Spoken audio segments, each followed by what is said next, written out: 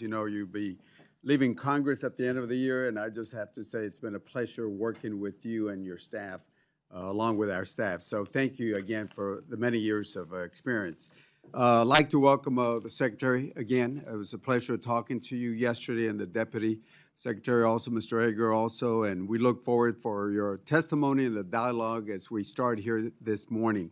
You know, there's many issues that we want to talk about, but before I get started, I like to take this time to acknowledge the bravery of a Border Patrol agent, Alex Medellin, who, while he was off duty, he responded to a fatal plane crash in Laredo, Texas. On June 16th, he joined first responders and Good Samaritans to rescue people from the flames of an airplane that crashed there in Laredo. I understand that his bravery is a reflection of the courage and the commitment of those that serve not only Laredo, but all across the nation. But I just wanted to say thank you for that individual, that Border Patrol agent. As I move forward, we certainly want to look at hearings that we've had in the past, and I think it's we know the work that Homeland does. It's critical to the national economic security, safeguarding physical and technological infrastructure and networks, and making sure that we counter the foreign threats. And again, I appreciate all the work, and we understand the way threats have been evolving and the way this committee has been working with your department. Let me start off with the $260 billion from reconciliation. Despite the efforts of the chairman and myself, we try to finalize the funding for all of DHS in fiscal year 2026. We tried, didn't get to that, but we do know that there was a reconciliation that added $260 billion to the department. I'm a big supporter of the department, but I'm a big supporter of Article 1 of the Constitution.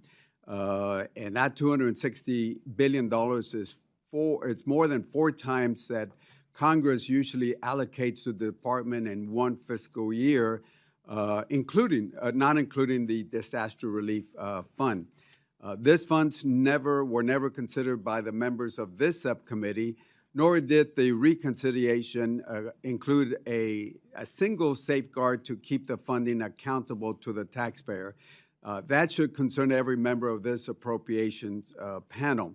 The power of the purse and the duty of oversight are inseparable, not because Congress is entitled to this authority, but because the American people deserve accountability. We attempted during the markup to add additional oversight to the reconciliation through various amendments, but we were not able to do that. We did have a few of those amendments that were put in the chairman's mark, and I certainly want to thank the chairman for adding some of that.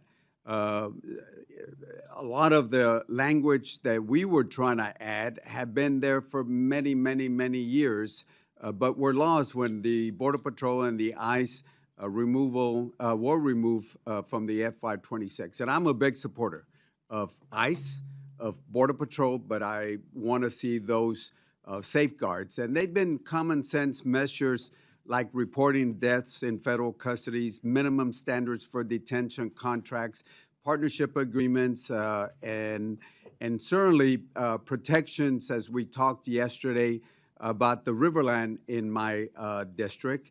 I do want to say that I am thankful to the chairman because he did reserve some of those protections in the chairman's mark, and I certainly want to say thank you for that.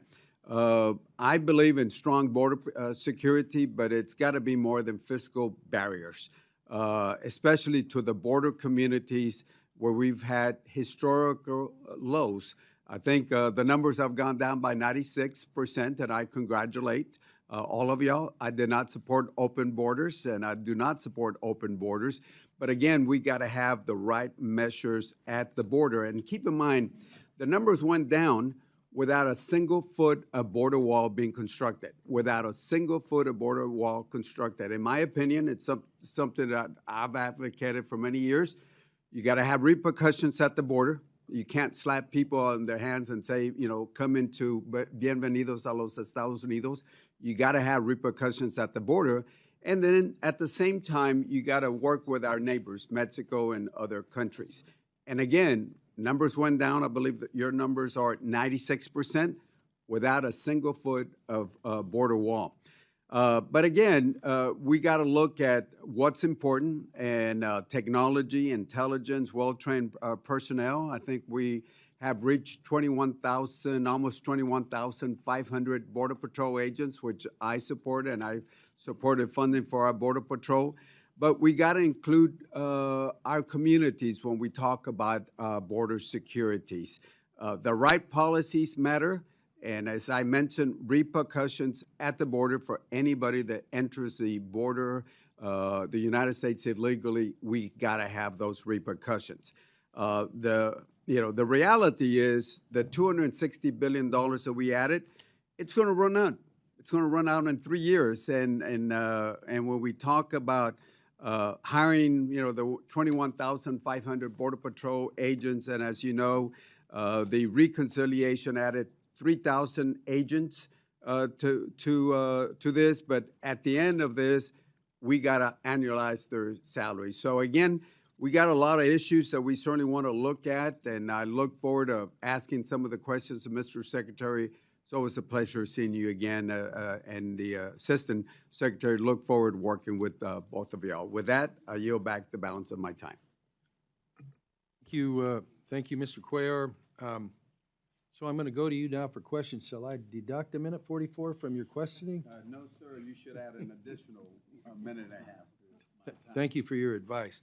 I want to let the committee members know that we had a couple of ways to go with this, and so I thought it would be, especially with what's going on or not going on the floor, or that we don't know for sure what's going on the floor. We're not going to do 2 rounds of questioning, but Mr. Guest, would you like to come grab your seat? Or are you sitting by the door for reasons the rest of us should know about? If there's a problem, we'd like to go too, but anyhow. So we're going to do 1 round of 8 minutes per person to allow you, since it's been over a year, to allow everybody to have a good shot at having a discussion with the Secretary, but that's it, 1 of 8. And so, and I am going to attempt to be fairly disciplined about the 8 minutes. But with that said, we're going to turn right around. Oh, yeah, that's right. Mr. Secretary, would you like to do an opening statement?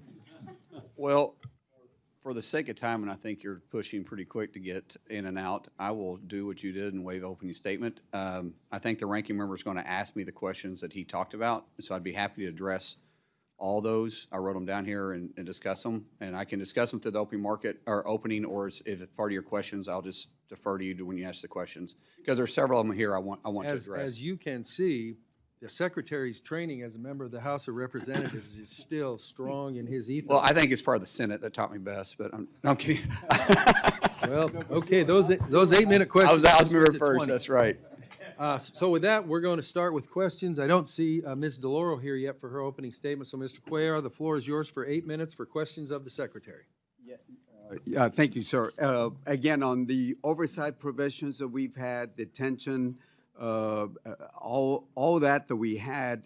Look, right now we know, look, next year there might be a different chairman here, and we are certainly going to put it in the chairman's mark on this, but you voted on this, I assume, when you were in the House and the Senate, because we've had a lot of those provisions, standards in detentions, the protections that we talked about yesterday. We added under what I call the Trump 1 administration 6 protections: SpaceX, the chapel, and all of those protections that we have down there in the Valley. They've been there since Trump 1. We negotiated with under the Trump 1, the secretary that was there in your place, and we added those protections. But then when the reconciliation came in, some folks were saying, well, those dollars are outside Congress, so we're going to go ahead and do that. In the chairman's mark, the way I understand it, we did put language there in the chairman's mark saying that those areas will be protected. Texas has 1,200 miles of border, and we just want those 1 mile here, 1 mile here, 1 mile here be protected. I'm hoping you can work with us dealing with those reconciliation dollars. Thank you, Ranking Member. The reconciliation dollars and appropriation dollars are by statute two separate funding and has two separate regulations. Same thing with detention centers and reporting language. We know the difference, and honestly, it's kind of a quagmire because we have to deal with so many different statutories. It would be easy if we just had one. Yeah. And just move forward. I would prefer that because it'd be an easier way for us to report, but bureaucracy gets in its way. We understand that. The wall, my number one job is to protect the homeland. And I'm telling you, Ranking Member, I love my job. I love that President Trump gave me this opportunity. I wake up every single day and I get to protect my yard just like I protect your backyard, people in California, people in New York, people in Oklahoma. I look at it all the same. It's part of Homeland. And we strive every single day. My deputy, Troy Egger, who is truly invaluable to me, we talk on a daily basis on the best way to deliver this. Rodney Scott, the head of CBP, we're meeting almost daily on the wall. Our thing that we're seeing with the wall is the cartels are always changing, and they're a threat. There's not 1 inch of Mexico's northern border that isn't covered by a plaza. Plaza is cartels, 9 cartels that control it. And they have plaza centers, they call it plazas, that they have plaza bosses, and they're always looking for vulnerabilities to push human trafficking and drug trafficking across our border. And they're getting very good at it. They're even using UAS now. We just discovered our first tunnel in years because our wall is being effective. We are pushing them into what we consider choke points. So the more walls we put, the more we can focus on trafficked areas. And we take a hard look at this. And there's members on this committee that has called me about it, and there's committee and other people throughout the House and the Senate that when you call, I answer the phone. If we got to go out there and take a look at specific areas, we will do that. I've been on helos, traveling those borders. We've been in vehicles traveling those borders to see where are the most sensitive areas, because we want to be cognitive of the surrounding areas, but we also got to take in first and foremost the safety of the homeland. And those are always something that we take in consideration when we're looking for any type of corridor. Yes, sir. And I'm with you. I live there. I don't just go visit the border. Yes, sir. And I would love to have you go down to Laredo. And if you would allow me, we'll find a time to go visit. Do it. And Mexican food is pretty good down there. I agree, but I just found out that queso is maybe like an Oklahoma thing, white queso. Hey, we'll take any import from that. But I love to have you down there if you make the time, and we'll invite the chairman down there. Sir, I'll do it. We can do it as a committee with the chair, however we want to do it. I'll absolutely do that. Yeah, and look, and let me just talk about a couple things on the border. And again, I'm with you on security on the border. Problem is the river goes this way. This is a border wall. What happens is, imagine if you were in Oklahoma, had property here, and they would take all this away. The middle of the river is actually the boundary.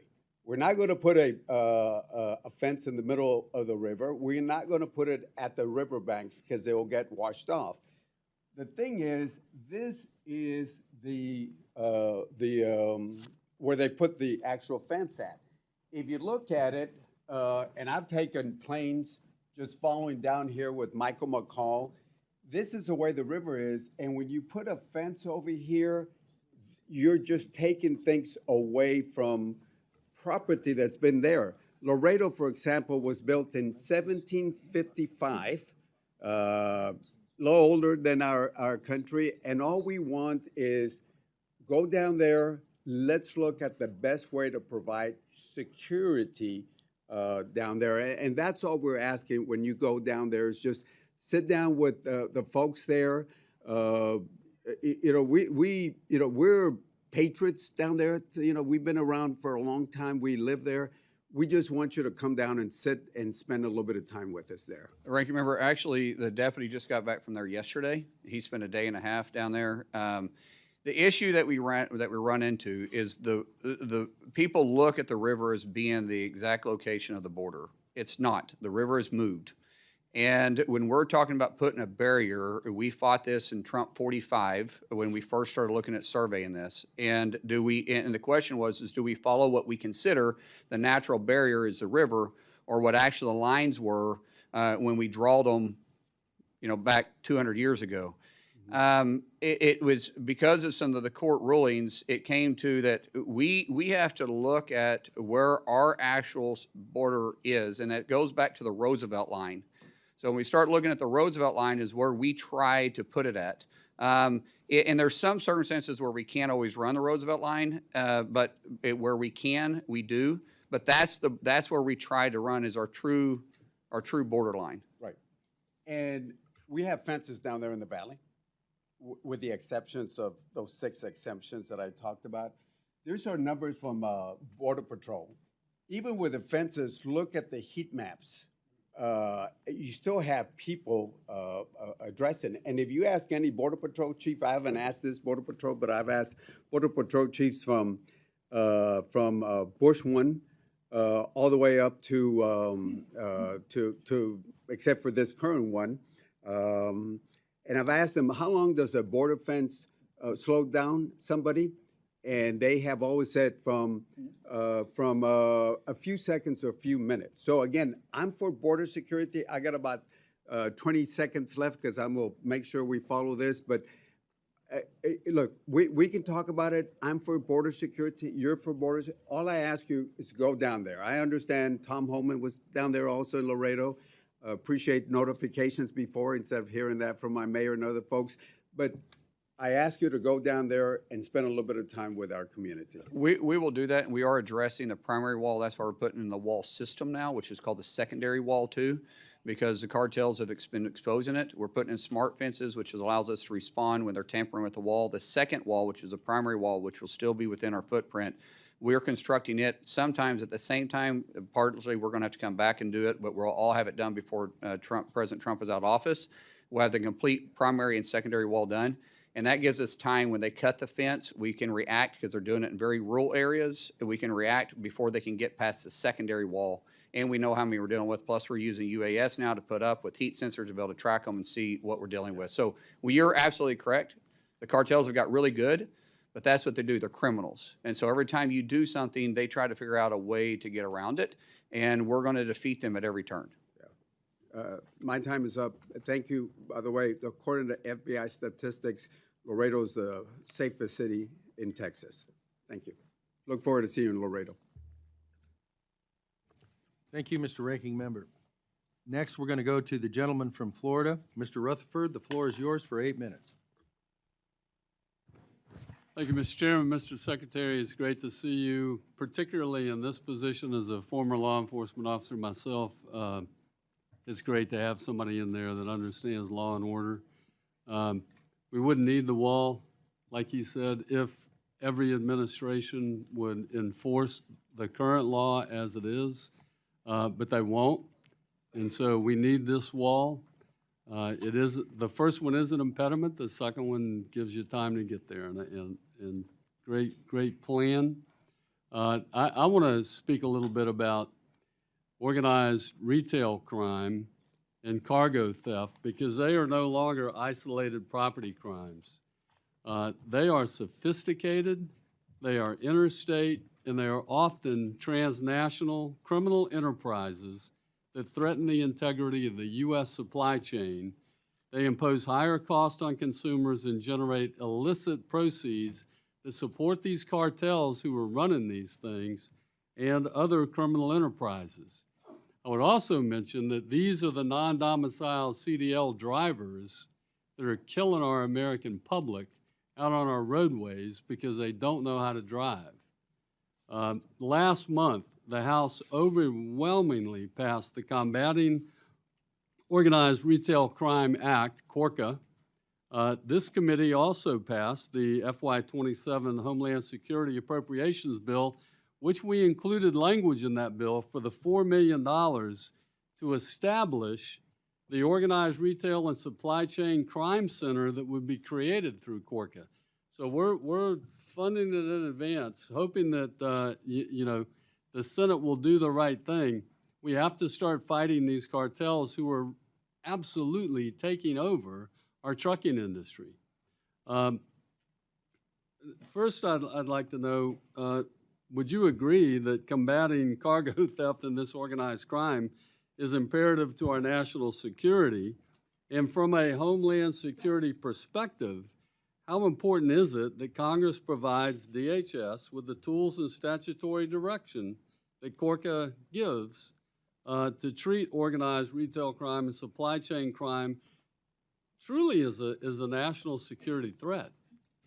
Thank you, Sheriff or Congressman, for the, I've called you Sheriff Sheriff, so long. please. Yes, okay. Yeah. Sheriff, thank you for that question. It is something that we're seeing organized crime expanding into. Unfortunately, underneath the Biden administration, they had 4 years to build a network because there was just no enforcement on this. The Trump administration has had a zero policy, and we're kicking all the networks. We're going from the cities on down to the borders.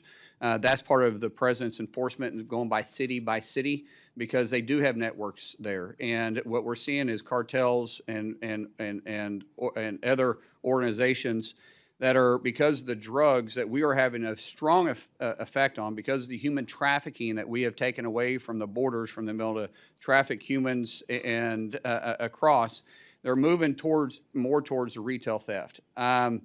There's been a kind of hands-off policy. We're seeing this really bad in sanctuary cities. We're seeing as CDLs, drivers, that they're not required to have the same amount of training or hours in a truck or months or years of service. They can just simply switch their DOT number out and move right on. And we're seeing that they're directly tied to it. And we're seeing CDLs come out where it just simply says no name. Oklahoma, I would say we're one of the strongest to enforce this, but the more cooperation we have with the 287G program, we can combat this. Because ICE, even though people consider them just rounding up illegals, ICE is Immigration Custom Enforcement. HSI, who falls underneath ICE, is also part of that. They combat human trafficking, retail theft all the time. For Congress to convey their interest in this, we have the authorities already to do it, but to convey it helps us get more cooperation from sanctuary states and sanctuary cities saying that this is different. Because when you have these sanctuary governors and sanctuary mayors that go out and say you cannot cooperate at all with ICE, right, what they're doing is at the same time saying you can't cooperate not just with immigration, but with other investigations that ICE does, which is much more than that. And so it really handcuffs us from being able to do it. So what we're doing is we're hitting all the red states, we're hitting the blue states that will cooperate with us, but we're just pushing them then into these high sanctuary cities, which is why you're seeing retail leave on a constant basis, which is not good for the economy. It's not good for anybody to do that. So the more you guys can help us and convey your interest, especially, this should be a bipartisan issue. This be something that no one is looking at this as a blue or red issue. This is across the state, because when we lose a pharmacy, or you lose a grocery store, or you lose a mom and pop shop, or you lose a jewelry store because they're getting robbed to death, literally, and no one's enforcing it, that's not good for anybody. That affects all your all's constituents. Almost said all of ours, but I guess they're all your guys' constituents now. And we just simply want to enforce laws. What we don't do at DHS is pick and choose which law to enforce. We enforce the laws that Congress passed. Right, and I think it's important that DHS and DOT, that we come together on this, because part of the enforcement, I can tell you, if you want to end this, let's start seizing some of those trucks instead of giving passing the cargo on, and when we stop these we have the drivers authority who are violating cabotage, let's start some seizures and forfeitures on these vehicles, and that'll stop. We actually have that authority through the 287G program. And when I go back to Oklahoma, even though we have 4.3 million people in the state, we have more arrests under the 287G program, and we've revoked and confiscated more illegal CDL drivers than any other state. The only one that has more arrests is Florida. Their population is quite different. Right. Oklahoma has stopped, revoked license, and arrested and confiscated vehicles more than any other state, because we have complete cooperation with the 287G program. You know, I'm glad you brought up 287G, because that leads right into my next issue. Because when I was sheriff, I started a 287G program within my jail. I didn't know it was that old. Oh yeah. I'm kidding, sir. Thank you. But here's the thing: we've made significant investments in the program, and I want to say thank you. You all have done so much in expanding the 287G program across the country. I think there's now over 2,000 state and local agencies involved in the program. That's phenomenal. So can you talk a little bit about that and how important that is? I can tell you the former ICE chief who retired told me in the hearing, it's the best thing since sliced bread. And we can't get these darn sanctuary cities and states to participate in this program. And I like your idea, Mr. Secretary. We need to find a way to hold them accountable. Yeah, so the 287G has been super successful for us. One of the things that I want to kind of tie back to, because again, that's allowing us to have the partnerships with all the sheriff organizations. The Secretary has been very focused on recovering UACs. Children that made it across the border, 450,000. Through the Secretary's leadership and working with the White House, we've been able to use the 287G program. We've been using Big Beautiful Bill money to actually work and fund that, basically helping the Sheriff's Department and going out and working with us to help us locate these kids. We've located over about, what is it, 140? Yeah. 147,000. 147,000. And again, it really thanks to you guys funding the Big Beautiful Bill, being able to give us the money. And really with the partnerships with the sheriffs, this also helps build your local communities. This money goes directly to them. That helps them build up their facilities, their capital, their cars, all of that stuff. So thank you. Thank you very much. And Mr. Chairman, I see my time is up and I yield back. Thank you to the gentleman from Florida. You are now tied with the gentleman from Laredo for best timekeeping skills. It is my understanding that the distinguished ranking member of the full committee wants unanimous consent to enter her opening statement in the record. So if that's true, without objection, so ordered, and the floor is yours for 8 minutes for questioning. Okay. Well, I was just going to say, because I was late and my colleagues have been sitting here as I do want to put my statement into the record, but let me just have my colleagues go first and then I'll come back, okay? Thank you. Thanks, Mr. Chairman. Yes, ma'am. Your statement will be entered in the record, and you we very now much. recognize the gentlelady from Illinois for 8 minutes for her questions. Secretary Mullin, I want to discuss FEMA's denial of disaster assistance for families in Illinois. You and I both come from communities that deal with tornadoes. Just last week, Northern Illinois was under a tornado watch as severe storms swept through the region, downing trees, disrupting flights in and out of Chicago, and leaving thousands without power. And between August 16th and 19th of last year, severe thunderstorms, extreme rainfall, flooding, and damaging winds impacted communities across Northern Illinois. Homes were damaged, roads were flooded, power lines were down, and families suffered significant losses.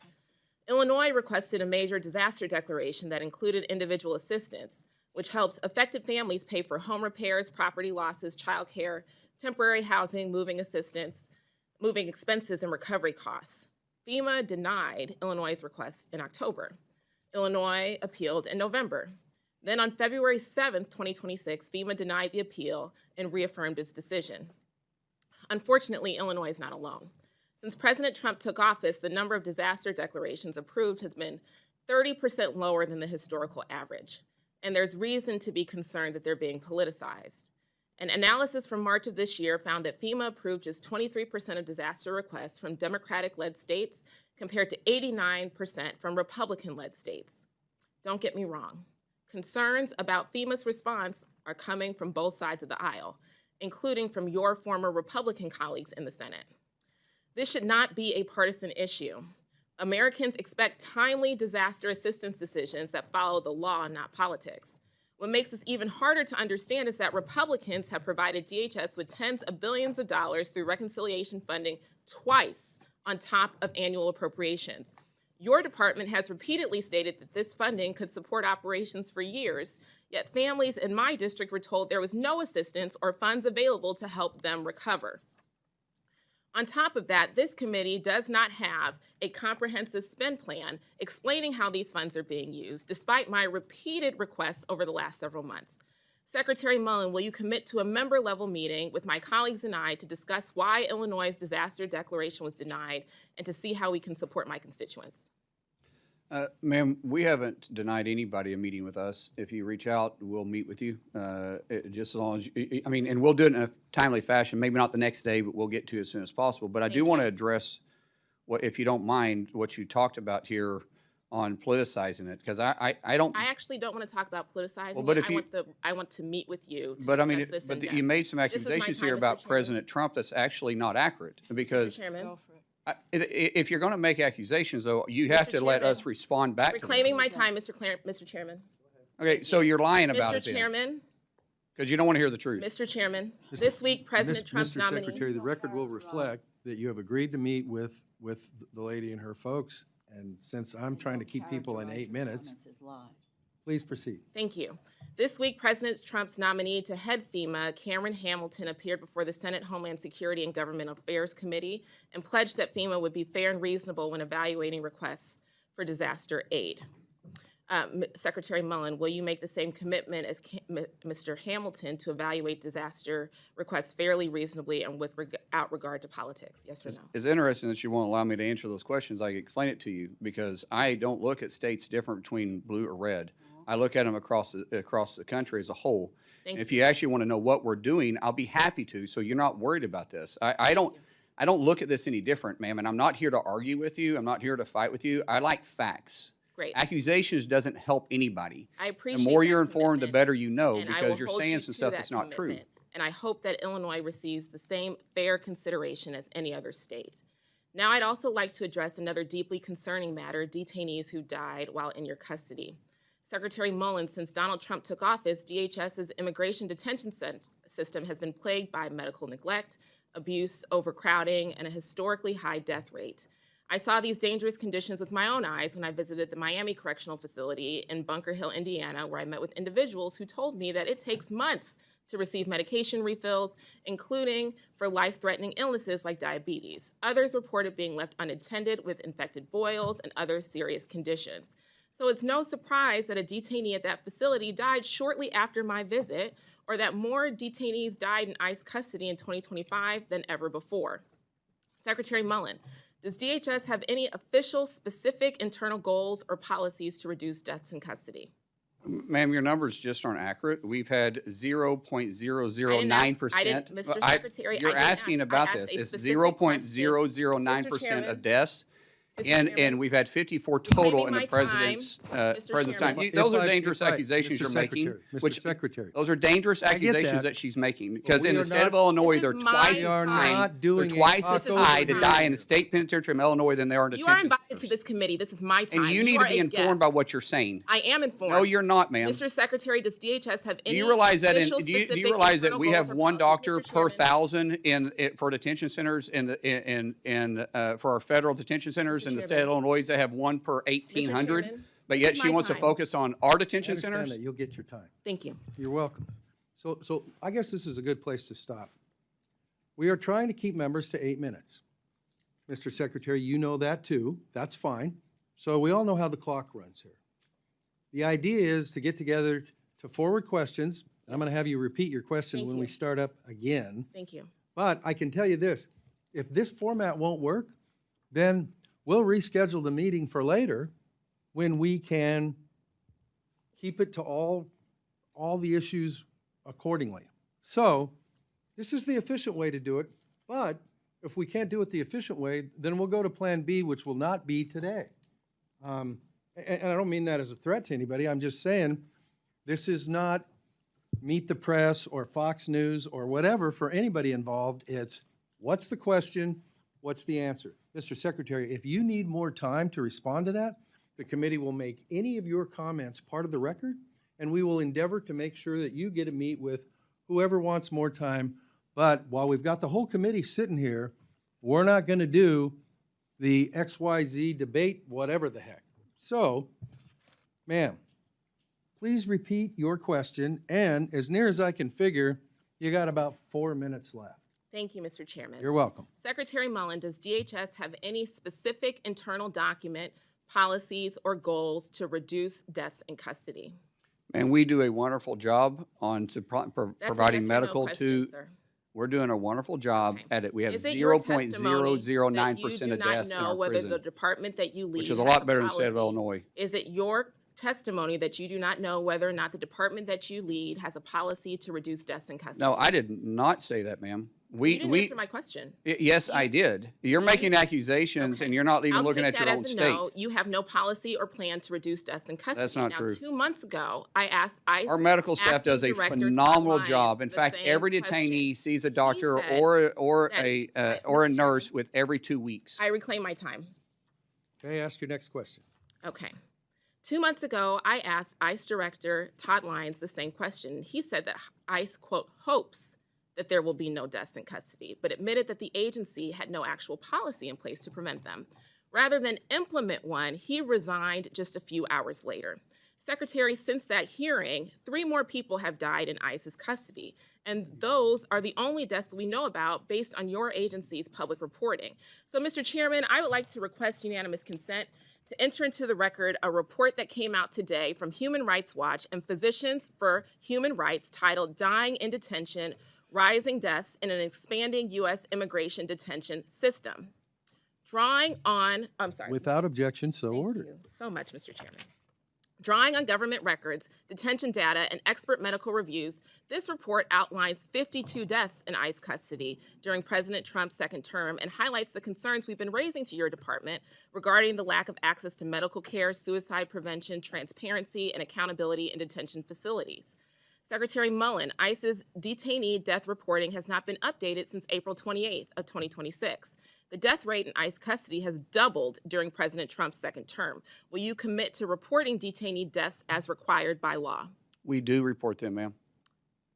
No one, So is it your I don't know. testimony then We that there is report these. no- What you're talking about is what Congress has asked us to do, which we're not required to do, is report the deaths after they're released. That no. doesn't make any sense. They're not Okay, under our Mr. watch at that Secretary, point. If is they it your die in our testimony that release, you are we is it your report them. testimony that there have been no deaths since April 28th? I didn't say that. Okay, so are you going to commit to complying with the required reporting requirement? And we were shut down for Okay, 115 under days under this reclaiming my department. time, So I don't know what Secretary. we just now reopened. So I don't know what reports Mr. you want us to Chairman, do I when don't you know what weren't to willing tell to you, fund Mr. us. Chairman. You want the reports, but you don't want to fund the us? That makes no Secretary's belligerent sense. here and has been taking up my time. What's your next question? My next comment is that the ICE No, there's no director- questions. It's just comments. No, I had a question. He didn't answer my question. And so So the record will reflect that. What's your next question? yes, sir. There is a policy of reviewing and publicly reporting deaths that occur within 30 days of a detainee's release from custody. And that policy existed to prevent ICE from avoiding accountability by releasing seriously ill people shortly before they die. And as a nurse, I find this deeply troubling change in their reporting posture. Families deserve answers, and Congress should be able to conduct oversight, and the American people should have confidence that deaths connected to federal detention are not being hidden through administrative loopholes or filibustering. Transparency is not optional. There are laws and reporting requirements, and if this administration is unwilling to account for what happens to people in its custody, then it's Congress's role to question whether it deserves more authority, more detention capacity, or any additional cent from the American people. Mr. Chairman, thank you for letting me finish my comments, and I yield back. Thank you. You have been much more timely than a couple of your predecessors on either side of the aisle, and I appreciate that. Mr. Shreve, you were here first. Are you having a good time so far? The floor is yours for 8 minutes for questioning. Thank you, Mr. Chairman. I have been interested by the chippy discussion this morning, and the subject is important. I appreciate this opportunity to put some questions to our Secretary. Mr. Secretary, thank you for being with us. Saw you in Indianapolis not too terribly long ago when you came in with Senator Young. So congratulations on the new work. I want to use my time to focus on some practical issues that matter to my home state. The subjects are roadway safety, trade processing, and counter drone readiness. And so if I could start with roadway safety, Sheriff Rutherford spoke in this lane to some degree, but Indiana, like Texas and other states, specifically suffered 2 crashes recently involving individuals that were unlawfully present in the U.S. operating commercial vehicles. 5 Hoosiers were killed. These tragedies expose a weakness in our federal verification system. In both cases, the drivers were able to obtain or to maintain CDLs, commercial driving privileges, because the DHS SAVE system did not accurately reflect their immigration status. That's why I introduced the Verify Act. The purpose is pretty straightforward. It modernizes SAVE to make sure states have accurate, timely immigration information before issuing or renewing licenses to people that can plow an 80,000-pound rig up and down our highways. Hoosier families, like families across our country, deserve confidence that this federal system is working, that the information is timely, and that ineligible drivers are not allowed to get behind the wheel of these big rigs. Mr. Secretary, how will the Verify Act help ensure that states can quickly identify, timely identify illegal aliens before licenses are issued or renewed? And if I may append to that, what additional steps is DHS taking to ensure that CDLs meet all federal requirements that are already in place, sir? Well, Congressman, we work closely with Secretary Duffy with the Department of Transportation to do this. That obviously falls underneath his committee. And but we do find them on the road when we're enforcing 287G, and when we do, we report it to him. So when we're doing road enforcement, we work hand in hand with the Department of Transportation. When it actually comes to the license being sent out, we can investigate them if they're being done illegally. The standards that is set for federal, not state CDLs, but federal. So if you're crossing state lines or interstate versus intrastate. When that happens, we are constantly in communication with other agencies as well. So some of this stuff, especially if it's negligent, we can work closely with the FBI if we feel like it's organized crime, to which the sheriff referred to a while ago. When we're talking about unlawful CDLs that are issued for international or for intrastate, not just interstate, then we also work closely with the Department of Transportation. We go after the illegals that shouldn't ever have the documentations to begin with. So when we find the documentations, we work with that. And Congressman, can I ask you to do me a favor and let me respond to Ms. Underwood, since she wouldn't, so I can point out some of the hypocrisy between the federal detention centers, but yet most Democrats don't pay attention to their own correctional facilities, because we see this quite common in our state. So just some facts here. Illinois has failed in 29 of their facilities to have adequate medical or dental care. That's from their own state health inspectors. Illinois employs 16 full-time physicians for 29 facilities across the state. We're 1 for 1. Every detention center has a doctor put on staff. Illinois has a quarter of their facilities that don't even have a medical director. 60% of their nursing positions are vacant right now. By the way, this isn't the state of Illinois. They have 1 doctor per 1,875 detainees. We have 1 per 1,000. Plus, we have nurse anesthetists that offset much of it. Illinois' state correctional facility doesn't. So I would suggest that maybe our Democrats should look at their own backyard and look at their actual constituent base. We have people in our detention centers that enter this country illegally, and we're trying to get them off our streets because 1 death at the hand of an illegal is 100% preventable. And they shouldn't be in this country if they didn't come here legally. All right. Well, I was glad to offer you that time to respond to my colleague from Illinois, and then back to Indiana. We have Very good. You have 3 minutes on the Indiana project. Thank you, sir. Mr. Secretary, Indianapolis is not only my home, but it's home to the second largest FedEx air hub. And the subject of foreign trade zones matters much to distribution-based economies such as that which we have in Indiana, the crossroads of America. Businesses in and around my district depend on the functioning of these foreign trade zones. They offer not just logistical convenience for Hoosier manufacturers and employers. They mean savings through duty restrictions, lower processing fees, reduced costs, helping companies compete. And we compete globally, doing value-added work here in the U.S. The foreign trade zone application process is handled by CBP, And there have been significant delays, in some cases 6 months to 12 months in those applications. I know CBP is operating under resource constraints, and I appreciate the work our officers are doing under difficult circumstances. The fiscal year 27 House Mark includes important investments in CBP that may enable, excuse me, sure, modernization in the automated commercial environment improvements.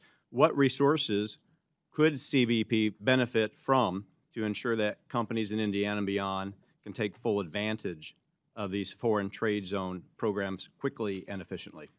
Consistent funding is the most important thing we can have, which is what Reconciliation 2.0 does. It gives us 3 years of full funding, so we can't allow some of the radical that serves in our chambers to play games with our custom border protection. When we talk about having funding that's been shut down 4 times over the last fiscal year, the last time was 115 days, it makes it very difficult for us to deploy new technology, more techniques, and it's very hard to hire when you're shut down and no one's getting paid. It's very, very difficult. Having consistent funding, we have the men and women inside all DHS, but especially through CBP, that can do their job, and they're experts at it. We have new technology that we're constantly wanting to deploy. I will say, because of the Republicans in both chambers passing Reconciliation 2.0, which President Trump's initiative, we're going to be able to have new technology to keep these trade zones operate and keep our economy moving forward, which right now, because of President Trump, he constantly says it. We were a dead country. Now we're a thriving country. We're the hottest country in the world because people want to do business inside the United States, and we need to be effective and efficient on bringing products in and out of this country. I appreciate the Secretary's commitment. Much of this shouldn't be ideological. We just got to take care of the It creates customers. jobs. That's Yes. right. Mr. Secretary, I appreciate your testimony and the time today. Mr. Chairman, I yield back. To my colleague from the Hoosier State, thank you for winning the Timekeeper Award for today, and your first place position is probably pretty strong. I'm just guessing. To the gentleman from Hawaii whose name is not King but Case, Mr. Case, the floor is yours. Thank you so much, Mr. Cuellar. I appreciate that. I see that your time has expired. You get an extra 8 minutes on Mr. Secretary, I want to return to a point that Mr. Cuellar for real made in his opening statement, which comes down to this basic point. We've thrown a heck of a lot of money at Homeland Security in the last few years. We started with a base budget for Homeland Security of $62 billion in FY 2025.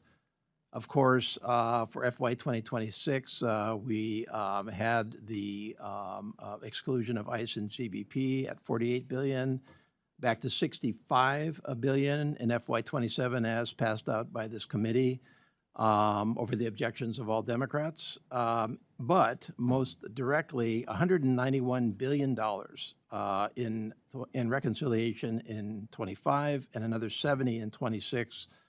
For a total of $261 billion. Now, granted, that's spread out over a number of years.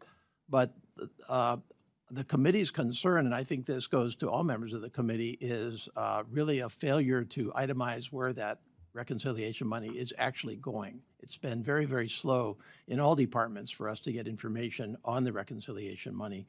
And so I'm just wanting to understand what information the department has provided to the committees of jurisdiction, both funding and authorization, on your actual utilization of the reconciliation monies. And, you know, I asked that in the 2 tranches. First of all, the $191 billion. Do we have the information from you we need now to know where you're spending that money? And then the $70 billion as well, which is more recent, granted, but we still need that information to make budget decisions.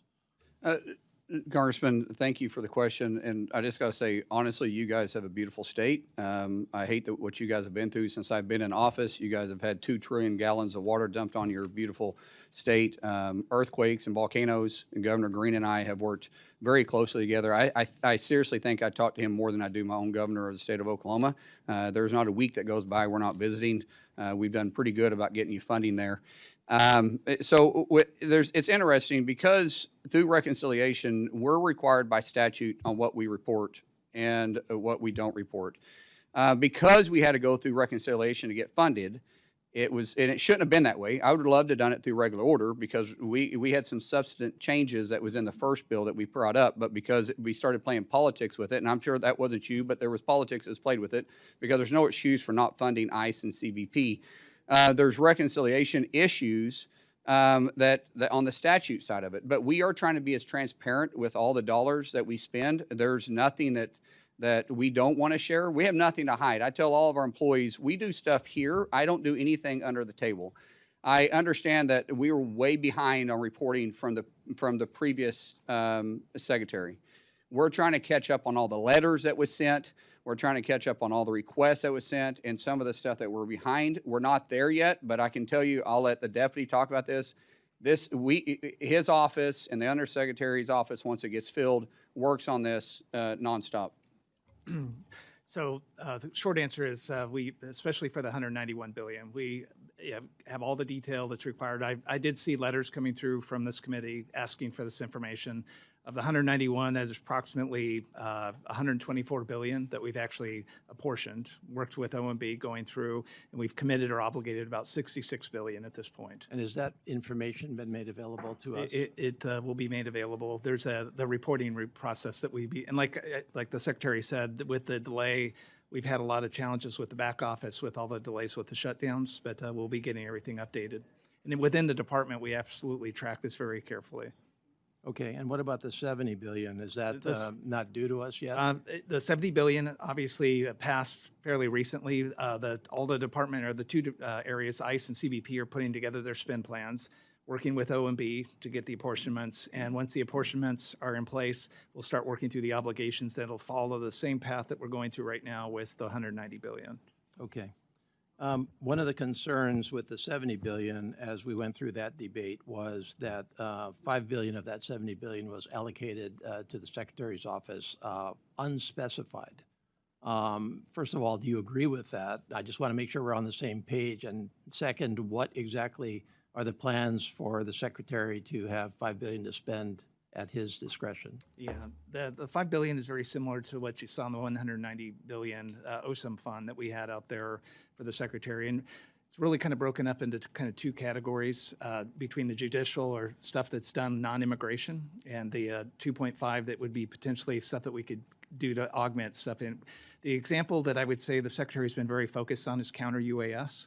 So this type of money outside of a program of record allows the Secretary the flexibility to whether, where we're only spending $40 to $60 million a year, he can go all in, set up a task force and put in, up to probably 500 to 600 million at his discretion. And we're also doing 3.5 billion is going to ice cutters. We had one ice cutter. President Trump's initiative is get us up to actually get to 50, but we're doing 11. We're buying some of that through Section 90007, which is the Secretary's fund, replenishing some of it with the $5 billion out of this reconciliation 2.0. This is also the way we're able to keep CBP and ICE operating during the 115-day shutdown. And then the counter UAS, we're vulnerable, extremely vulnerable, and it was it was made more apparent during our preparation for FIFA. So for the first time in history, we have all 11 stadiums covered with counter UAS. That's never happened before. In fact, none of these stadiums even had counter UAS. So this funding, because there's no line item for counter UAS in our budget, we were able to use this funding, which is a lot because we got to work with local partners and we also got to reimburse certain agencies too. So this gives us the ability to flex when we need to because of the new threats that are facing the Homeland every single day that isn't always line item. Okay, thank you. I think we all want the information on how you're spending that money very transparently. I appreciate your comment on transparency. And by the way, I don't want to let your comment on FEMA's help to Hawaii go undiscussed. We have, in fact, had major challenges, and FEMA has been very, very good. And in prior hearings with your predecessor, I commented in particular that what appeared to be a vendetta against FEMA was completely uncalled for, given what FEMA has actually done for Hawaii on the ground with 3 straight disasters in the last couple of years. So appreciate your partnership on that.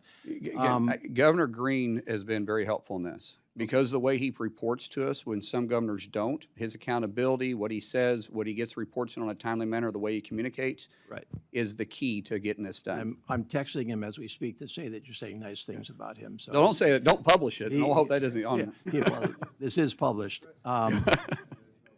My time is about to expire, and I'm not going to incur Mr. Cuellar's wrath. And so I'm going to list some questions for rhetorical purposes. Why does the Coast Guard need $2 billion more in the supplemental, which was submitted yesterday, number one? Will you reverse course on the cuts to CISA, which I think are penny wise and pound foolish? How much do you actually, I'm going to stop right there because I'm over time. I don't want to get in trouble. Can I answer those real quick? I can do it real quick. So, No, Mr. Secretary, I can make it easy for you. Yeah. I am going to yield Mr. King, who some know as Mr. Case, 2 minutes of my questioning time for you to answer those two questions. well, it won't take me 2 minutes. So the $2 billion supplement fund that we sent back, we've had a tremendous amount of more expense because of the threats that are facing us with the actions in Iran. Plus the narco boats that we're having in, those weren't there. The president has put a tremendous amount of emphasis on putting new cutters on the water and utilizing the Coast Guard in a way that hasn't been used before. That comes with manning power too. And so the $2 billion to stand up to meet the force needs of us moving forward, and also on some reimbursement costs that we incurred during the shutdown. So while we were shut down, DOW was paying our fuel bill. Because we still had missions. Our international waters, it wasn't, they weren't patrolling themselves. And since we didn't have the funding, we had to do it. And so that's reimbursing also to the DOW and for our mission sets. And you have Oh, about, and counter-UAS, sorry. Counter-UAS, yes, CISA. or CISA, I mean. CISA, absolutely. Listen, CISA has very unique authorities, and we have adversaries that are attacking not just our government, but attacking our businesses every single day. And the one that has that authority to do it is CISA. It probably got a bad rap because it wasn't utilizing its authority. It was politicized for a little bit. We're hiring the best people. We're bringing in a director for CISA. We want to stand it up and be not just average. We want to be the go person for cybersecurity in the nation. That's our focus. That means we're going to hire back up. We are about half staffed what we need to be. Do we need to hire everybody back? No. Do we need to hire about 600 people back? Yes, but I don't want to put bodies in position. I want to put the talented individuals that know what they're doing and have partnerships with our state and local officials. thank you. Thank you very much for your forbearance, Mr. Chair. Mr. Cuellar, thank you for helping out your colleague from Hawaii on getting those questions answered. And we're going to go now to Mr. Guest, the gentleman from Mississippi. The floor is yours for 8 minutes. Thank you, Mr. Chairman. Mr. Secretary, thank you for being here. Thank you for your leadership. I want to start first with an issue that is a priority not only of mine personally, but also of my delegation. In May of this year, tornadoes hit South Mississippi, causing extensive damage. There is an outstanding FEMA disaster declaration. Now, I will say that it has been approved by your agency. Your agency has been extremely receptive. We have contacted FEMA, and I can say that they have provided all the information that we've requested, and you have done everything on your end and your agency's end to try to get Mississippi the needed relief.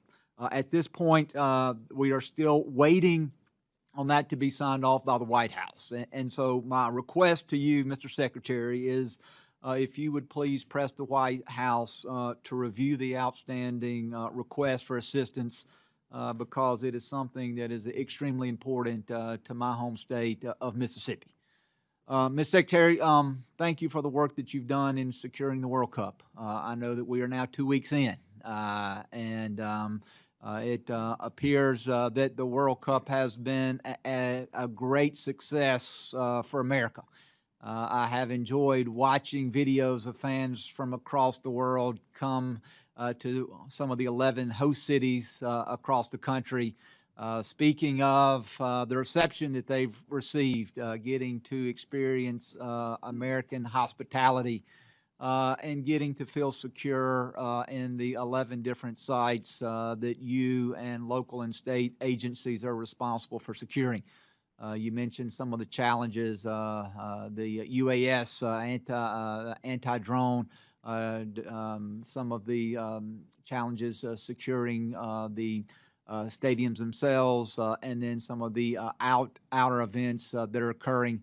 And so as we are 2 weeks in, just kind of want to get your thoughts. I know we're not done. The mission is not complete. But one, I want to congratulate you, but I also want to get your thoughts as at this point, kind of give us an update on where we are 2 weeks into the FIFA World Cup. Thank you so much, Congressman. First, real quick on the disaster, the president's well aware of Mississippi. Him and I, actually, he was texting me while the governor was texting me. Cindy Hyde-Smith was in the vehicle with him, and we were working together. I turned around and called the president. The president said, make sure they get the disaster relief or the disaster declaration over to me. We'll start working on it. We're waiting on preliminary numbers to come in that the governor knows about. When he sends us to us, he'll go straight to the president, get to the president's desk, and we'll put in. But they're still assessing the damage there, which was horrific. The discussing FIFA, thank you.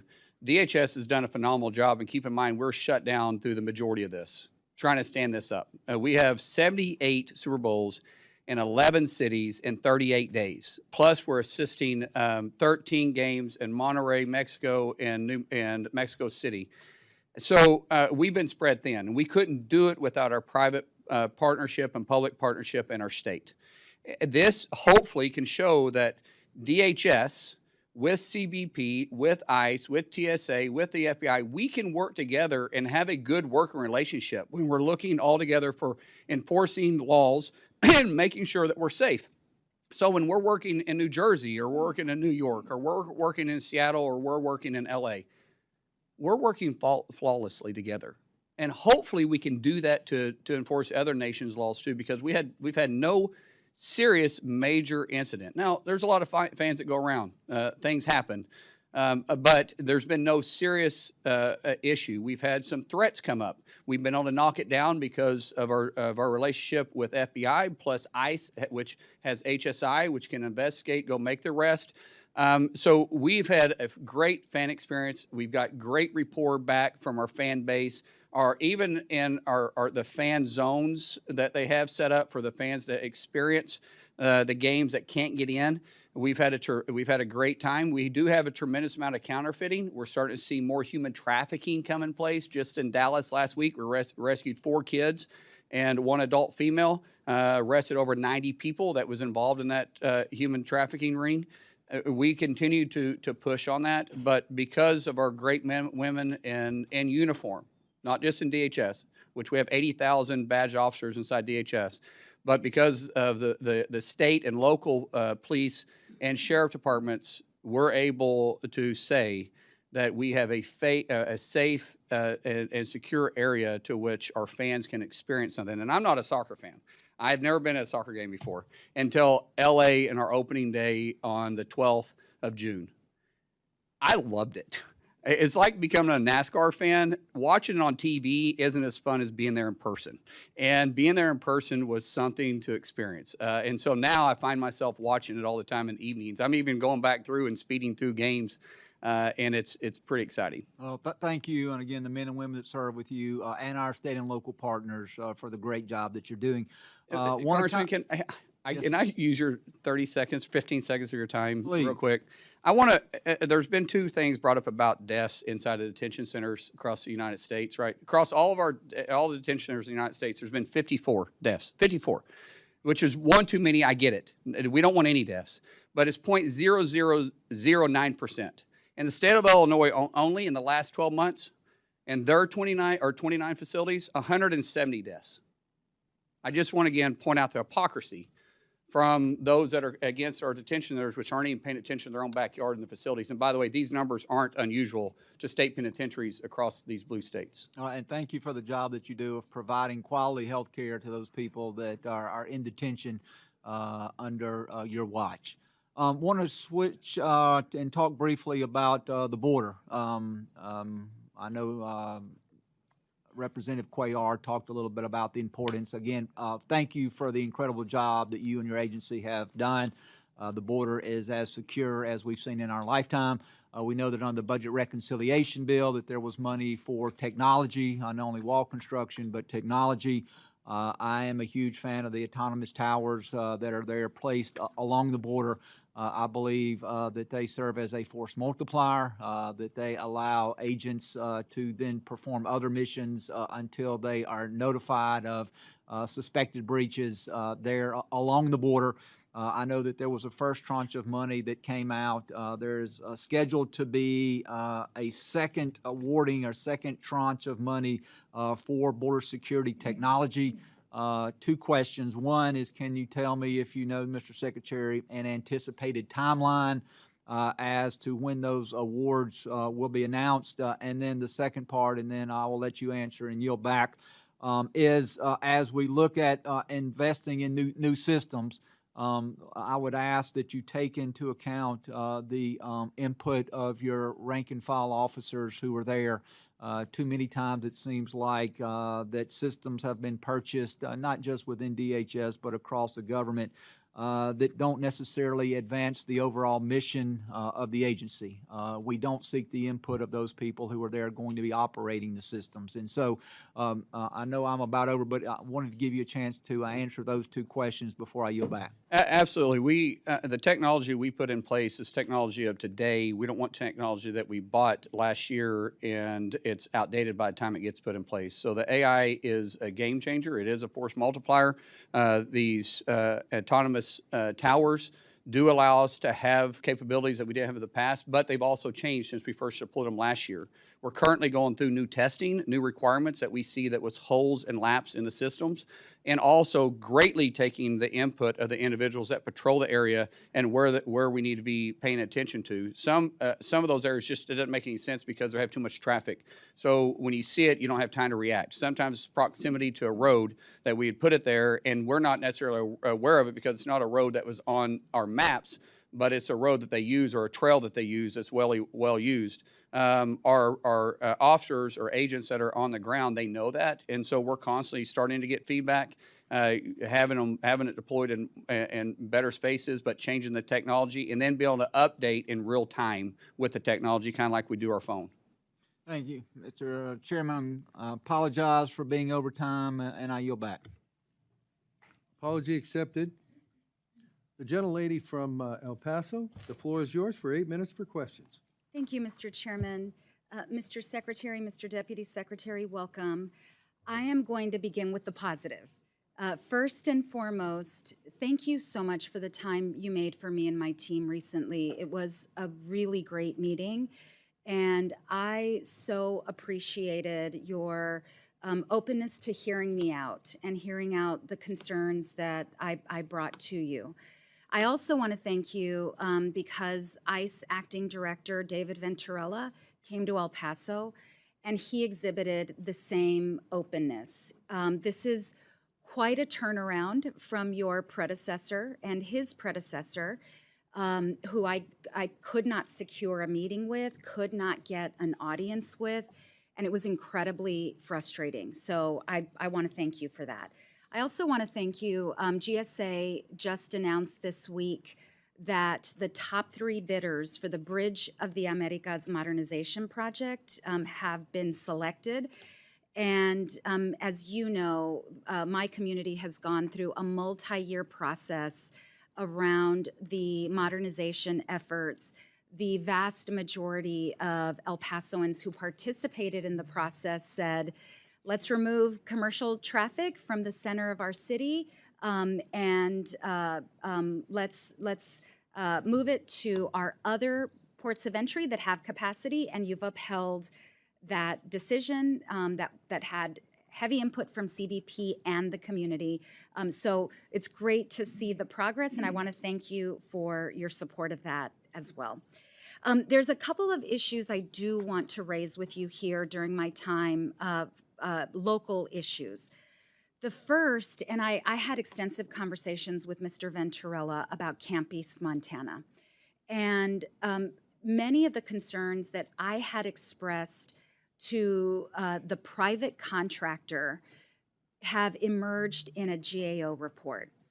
And it has been a very frustrating several months. I know we have a new contractor, for which I'm delighted, but so much of what I had sounded the alarm about really fell on deaf ears. And when I sound the alarm about issues that I'm seeing in my oversight visits, it's not to play gotcha, it's not to one-up anyone, it's to uphold the standards that I know we all agree should be upheld. And so I think it's really important that especially members who are sounding the alarm when there's a private contractor, that private contractor be held accountable by all of us. I'll give you a very quick example because I don't want to use too much of my time, but the medical as an example. And that medical contractor is still on site, by the way, at Camp East, Montana. Just one glaring example. I spoke with a detainee, and I've spoken with dozens and dozens of detainees, but he expressed to me, he had been at Camp East, Montana for weeks, and he expressed to me the pain that he had been living with his arm. And I asked him what happened. Well, his arm had been broken during an arrest in Minneapolis, and he had been complaining for weeks to the medical about the arm. He had a brace, he took off the brace. I could see like a letter S, his bone was so broken, and medical had only given him aspirin. And so these are the things that I'm sounding the alarm about, that I will continue to share with you because I know we want to hold these contractors to federal standards. So I wanted to share that with you. When Acting ICE Director Ventrella was in El Paso, we had a roundtable to talk about the 3 warehouses that were purchased by your predecessor in Socorro, Texas, which is in my district. Whoever preceded you that chose those 3 warehouses chose the worst possible location. Mr. Ventrella heard from the mayor and from the water district and from the emergency services district. Socorro is actually a very small municipality, and they struggle with water, wastewater, pump stations. Their emergency services district only budgets for their population. And Mr. Ventrella heard from our folks. The emergency services district chief told him, I'm going to have to double my staffing if you all proceed to put human beings instead of pecans, because those warehouses were slated for pecan storage. I'm going to have to double my personnel. I'm going to struggle with that. I'm going to have to buy another fire truck. The water district shared with Mr. Ventrella just how challenging it has been to get water and wastewater to existing residents. And I'm not going to go into excruciating detail, but I want to flag for you, whoever made the decision to buy those warehouses, which I know was before your time, picked the worst possible place with the least amount of infrastructure, and it truly is not feasible to convert those warehouses into spaces that will hold human beings, whether for training or staffing or detention. So I feel very obligated to share with you, to sound this alarm, that it would take years to prepare those facilities, but it would also take probably multiple millions of dollars on top of the overpayment to purchase those warehouses. So, I'd ask for you to please take a closer look. Now that Mr. Ventrella has been there, hopefully he has a more kind of on-the-ground perspective about that. We are evaluating all 11 that was purchased. There's some that just, quite frankly, probably won't work. I believe there's at least one in that area that probably just won't work. We do have issues with detention centers, just not enough bed space. So there's some that we're trying to make work, but there was some due diligence that maybe wasn't actually checked off. And so, man, what you're saying is not wrong. We're going through and reevaluating every one of them to be the best possible outcome for our mission inside of DHS. Thank you, Mr. Secretary. Something else I wanted to flag for you, and this was in the GAO report about the use of Wexmac, the procurement tool for DOD that has been used for some of the private companies that have been hired for the private detention. WEXMAC was used. We're not using it anymore, just so. Oh, great. Yes. Okay, that's fantastic. Thank you. That is fantastic news. Okay, let me move on to a couple of other points before I run out of time. The ranking member mentioned sensitive spots along the border where we previously thought the wall would not be constructed. And I want to flag for you two that are of particular importance to my district. One is Mount Cristo Rey, which is actually in my neighboring colleague's district, Representative Gabe Vasquez, property owned by the Catholic Church.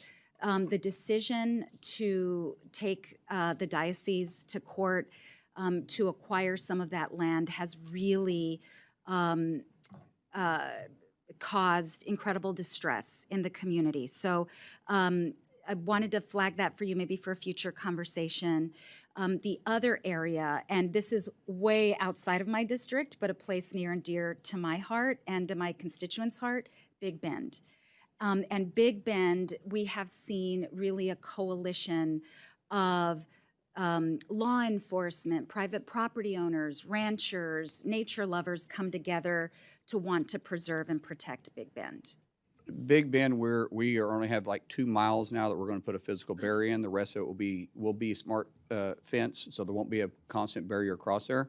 We're having to do it in the high traffic areas. We do study the high traffic areas, and so we've got that problem resolved. As far as the site which you're discussing, we have already worked on this. We have a gate that's going to be available for those that are trying to come in from Mexico side to be able to make the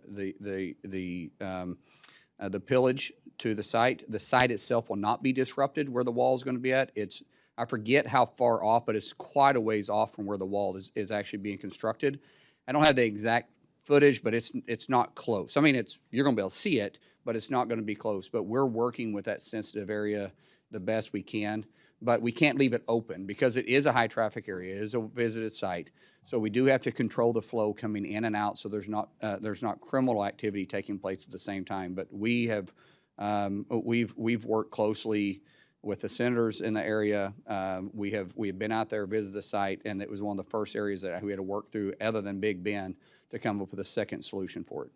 Thank you. It's not perfect, but it is manageable. I would like to connect with your team just to get more specifics. Absolutely. If you don't mind. Absolutely. And Reach I know out to I'm us. way over time. I have other questions, but we will follow up. Thank you, Mr. Secretary. Thank you, Mr. Chairman.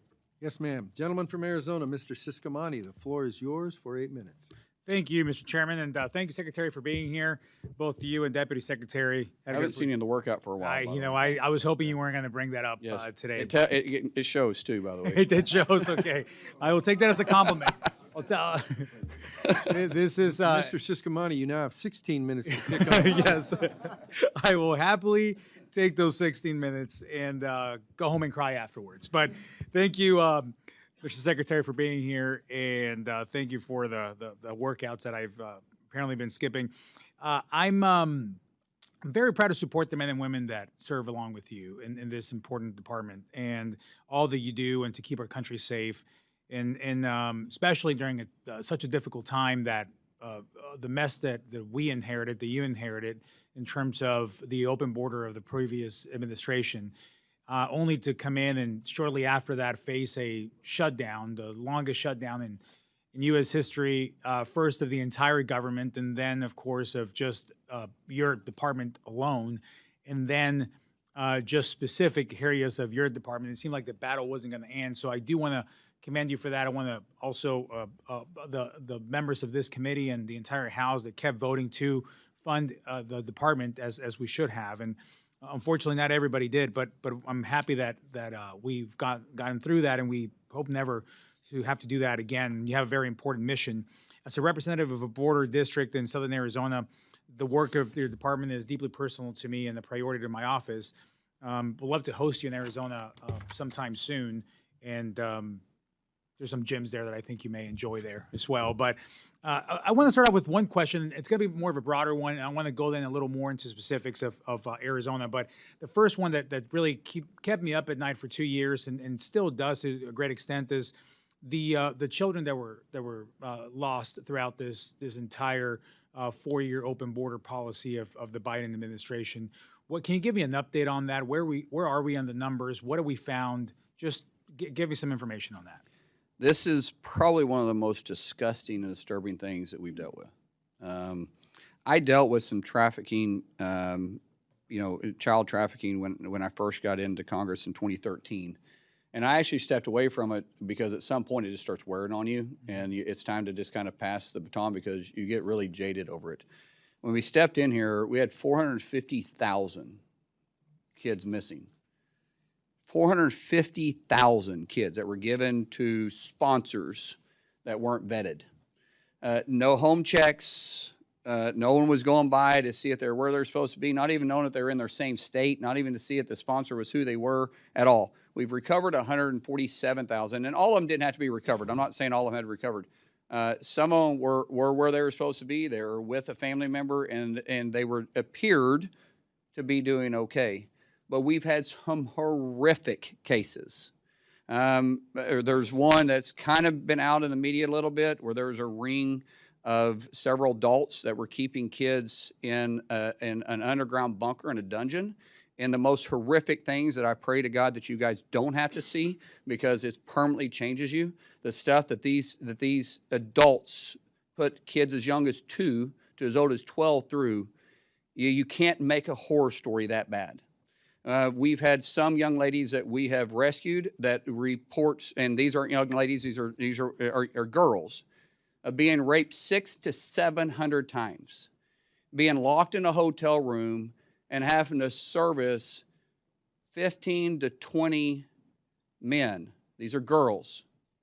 And I hate to use the word service, but I don't know what other you can use. They were being raped 15 to 20 times a day, day after day after day after day after day. They didn't get holidays off. They didn't get nights off. They didn't work 8 to 5. They didn't work, Monday through Friday.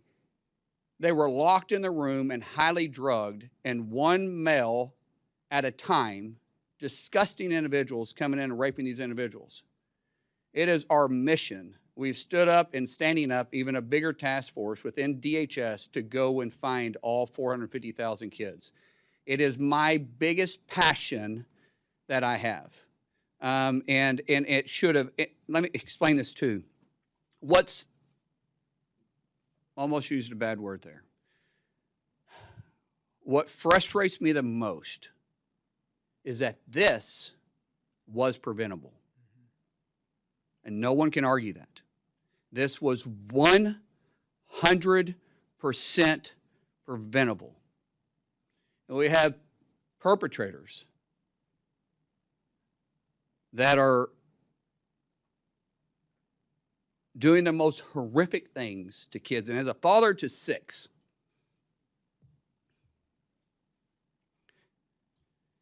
and 3 beautiful girls, when you see this, there's evil in the world.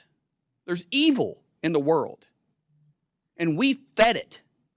The Biden administration fed it for 4 years and took the innocent that's in my little girls' eyes, the innocence that's in our kids' eyes that we pray to God never has to deal with this, that innocent is permanently stolen. And we're trying to just restore some type of comfort to these young girls. But let me explain to you, young boys too. Unfortunately, we're seeing a rise of young boys being trafficked. And it disturbs you. Well, I go back to my point. Clearly, you're passionate about this, and I understand why. I'm a dad of 6 as well, 3 boys, 3 girls, so I know exactly where you're coming from on that. And I can only imagine what you've actually seen. You can't unsee that.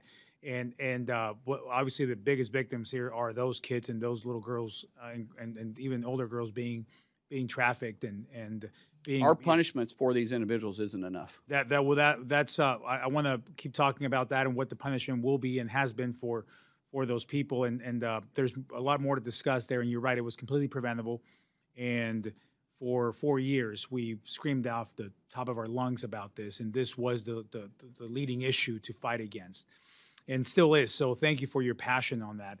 I have a follow-up question here real quick on the DeConcini Port of Entry, which is in Arizona in the Nogales area. This is a highly trafficked port of entry where I want to thank you and the Commissioner Frost for your response in my letter earlier this year and your commitment to working with GSA to prioritize this. If you have any idea of a timeline, I would love to hear that. And as I close in my last 30 seconds here, and we can talk about this timeline, and if I can just get a written response from you guys and what we're looking at. Let me just close with this in my last 30 seconds. I'm a naturalized citizen. This year actually marks my 20th anniversary as a U.S. citizen. I became a citizen in 2006. So I know the process well firsthand. I know that because I was elected to Congress 16 years after becoming a citizen of this nation. No other country in the world would ever give me that opportunity. No other country in the world would ever give any of us that opportunity. And it's great to hear some of the perspectives of foreigners coming into the World Cup and seeing what we're all about. They especially get excited about the free refills, which is, I think it excites a lot of people here. But the American dream is alive. It's alive because it's been kept alive, first of all, for our veterans, but also for the men and women that keep us safe. In the process to immigrate, the process to become a citizen in U.S. CIS and what they go through, it's an overload of work. I know it well, again, because we went through the process. So while becoming a citizen is an incredible privilege and it should never be taken for granted, I valued every time and whatever work my parents and myself had to do to become citizens, we'll do it 10 times over to do it again because this is the best nation in the world, and I'd rather be here than anywhere else.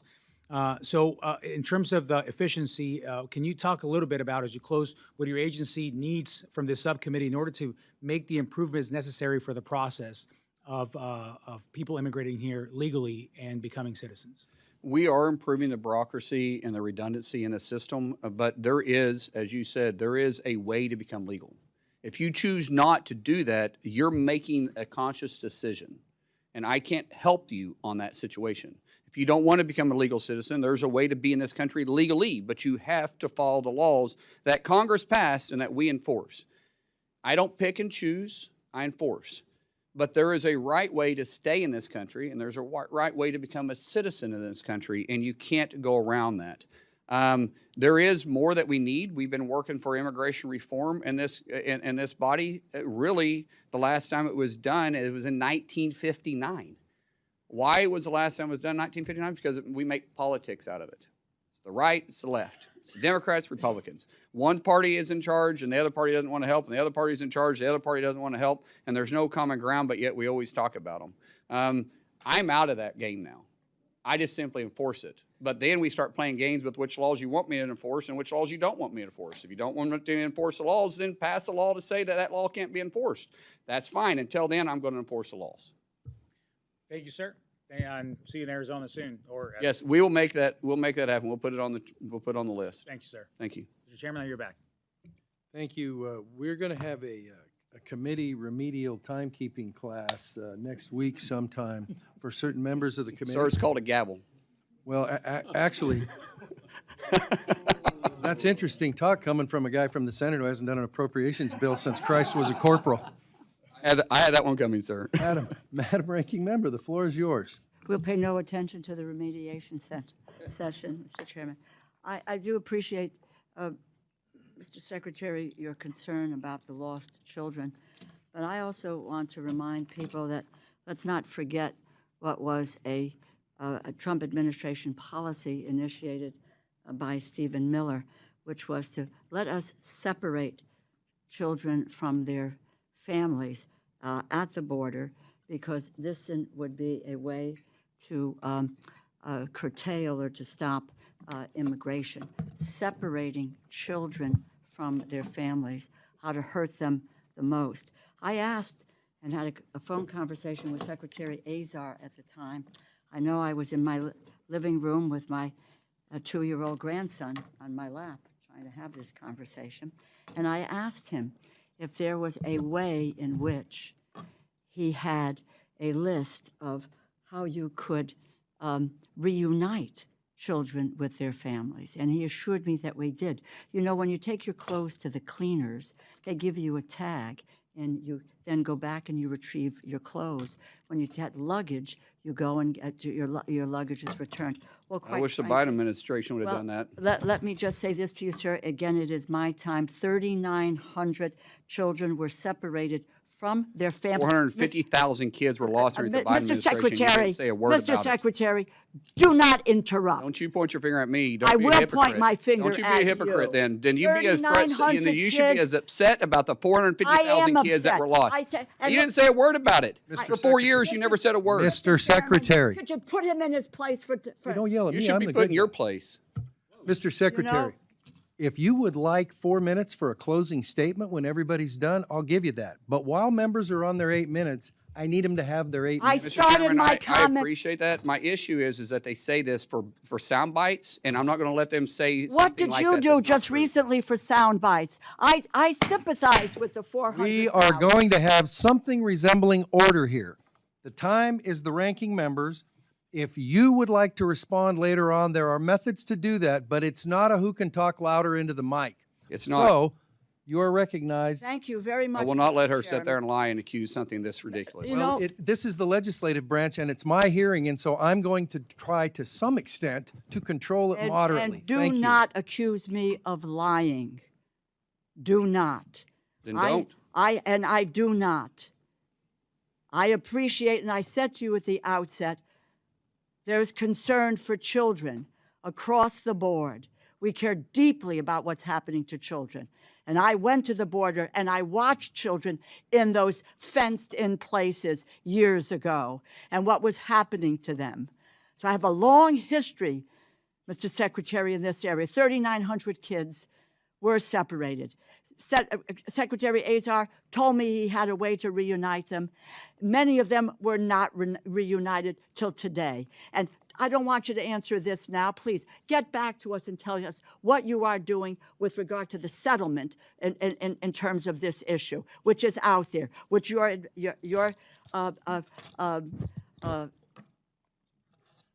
department needs to come close to. I'll make a statement to you again. But this is fact from the bill, Mr. Chairman. The bill that the Republicans have proposed for funding the Department of Homeland Security cuts cybersecurity budget by more than $250 million. It cuts the TSA by nearly $350 million. And the Trump administration is openly advocating for privatizing TSA while trying to eliminate their collective bargaining rights. We all know what happened earlier this year. TSA workers endured the longest government shutdown in history. There was a lot of discussion and talk invoked about the long lines and the use of leverage to force through a Homeland Security bill without any reforms to what were critical ICE and CBP reforms that were necessary, that the American people wanted and were clamoring for. They didn't want to continue to see masked marauders on their streets with just harassing people. Congress eventually passed my legislation that paid TSA workers, funded FEMA, CISA, Secret Service, and the Coast Guard. And today, and it took you 79 days on the Republican side to make that decision to pay these people instead of just talking about paying this. The administration continues to attempt to walk away from the collective bargaining agreement with TSA workers, something that the federal courts have now twice said is illegal. Indeed, your testimony frames the attempt to force over 200 smaller airports in this country into a new security structure as a setting. And quote, the TSA, this is in the testimony, the TSA is on the path to privatization. My question on this issue is, given all that the transportation security offers did for us during a Republican shutdown, how can it be that the department's position is that TSA workers should not be granted the same basic labor protections as federal enforcement officers? How can it be that your priority is to have them work for the lowest bidder, where the wages and the benefits of these workers will unquestionably be lower? Well, actually, it was the Democrats that voted every time to shut them down. Republicans voted every time to open them up. Pass, So just give me we the didn't answer shut them to my down. You question. shut them down. Answer my question. What are you doing? Why are you moving? Ma'am, I answered your question. You were the one that shut them down. The Democrats shut down. How many times did you Chairman, vote to shut them Mr. down? Chairman, why, you know, these people come to us to get funding for the work that they do, and we ought I'm to take actually a look at factually the work correct. that they I'm don't do. factually correct. The work You that they voted don't to do. shut them down. Republicans voted to open them over and over and Well, over what again. the Your vote Republicans clearly finally stated did- that you voted to shut us what they down. finally It did- wasn't until it became Madam popular, Ranking and then, by the Member- way, ICE agents came there and helped bring the Mr. lines down. The Secretary. same people that you also kept shut down for Mr. 115 Secretary. days. I'm answering the question. No, you I thought you didn't, said Mr. you answered it. Secretary. The floor is hers. My dear, Actually, I gave it to her. You know, there is a chairman of a committee. That's me. I gave it back to her. this tells She's you got it. something about who these folks are.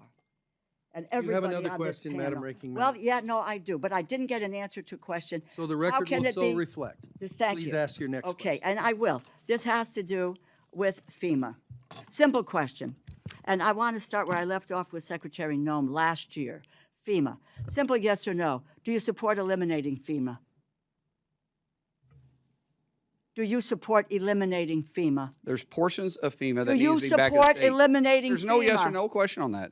There's Do you portions that need to go back support to the state. eliminating FEMA?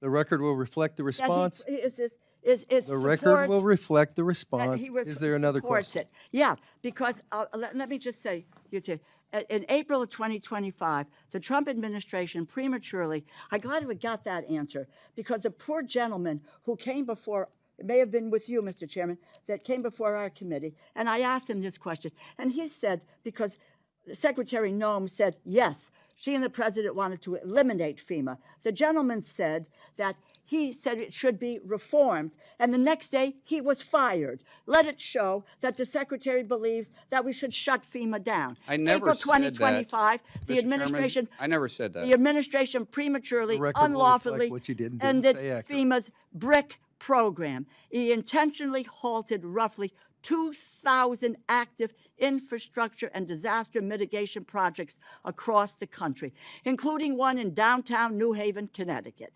A coalition of 22 states and D.C. sued FEMA.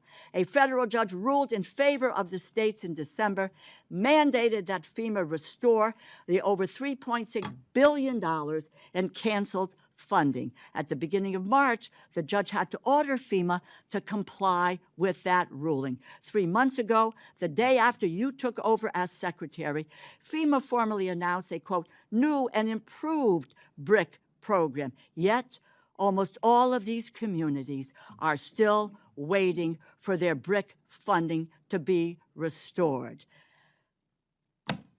Tell me, Mr. Secretary, when can communities with halted projects expect to receive their BRIC funding? We actually restarted that when I first came in, and we did 24 or 25 of them. So You've done 24 of the 25 Yes, of the ma'am. 2,000.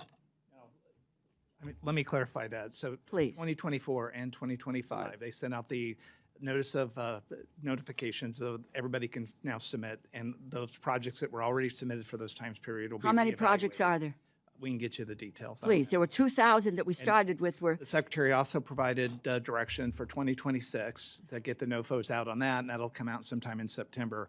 The secretary has done more to get. that- I do not need your, you do not need to. I just want to make sure you're Well, clear. please. Okay. Spare us, you know, just give me the facts. I Just give did. me the numbers. Let me just conclude, Mr. Chairman, and thank you. I would like to work in an open and in a transparent way, because that BRIC funding for New Haven, Connecticut, which I probably will not get because I'm in a blue state, that the BRIC funding for New Haven, Connecticut is important, which is why we support the programs, bipartisan support for the BRIC program. So please, let's get the NOFOs out as quickly as possible and get the money to the communities that need them. My final comment to you is, I'd just like to go back a second. We need to go back to the issue of deaths in custody. It doesn't do anyone good to deflect, talk about what's happening in the criminal system in Illinois or in Oklahoma. What we need, because 54 deaths are 54, in what is civil detention, we need a plan to address the fact that 54 people in your department they were in civil detention, it's not criminal detention, are dead. They should not be. We need to hear from you. I don't need an answer now. There is no time. I've taken an enormous amount of time. Get us a policy, a plan, in a timely fashion that says how are we going to deal with these issues. I yield back, and I thank you, Mr.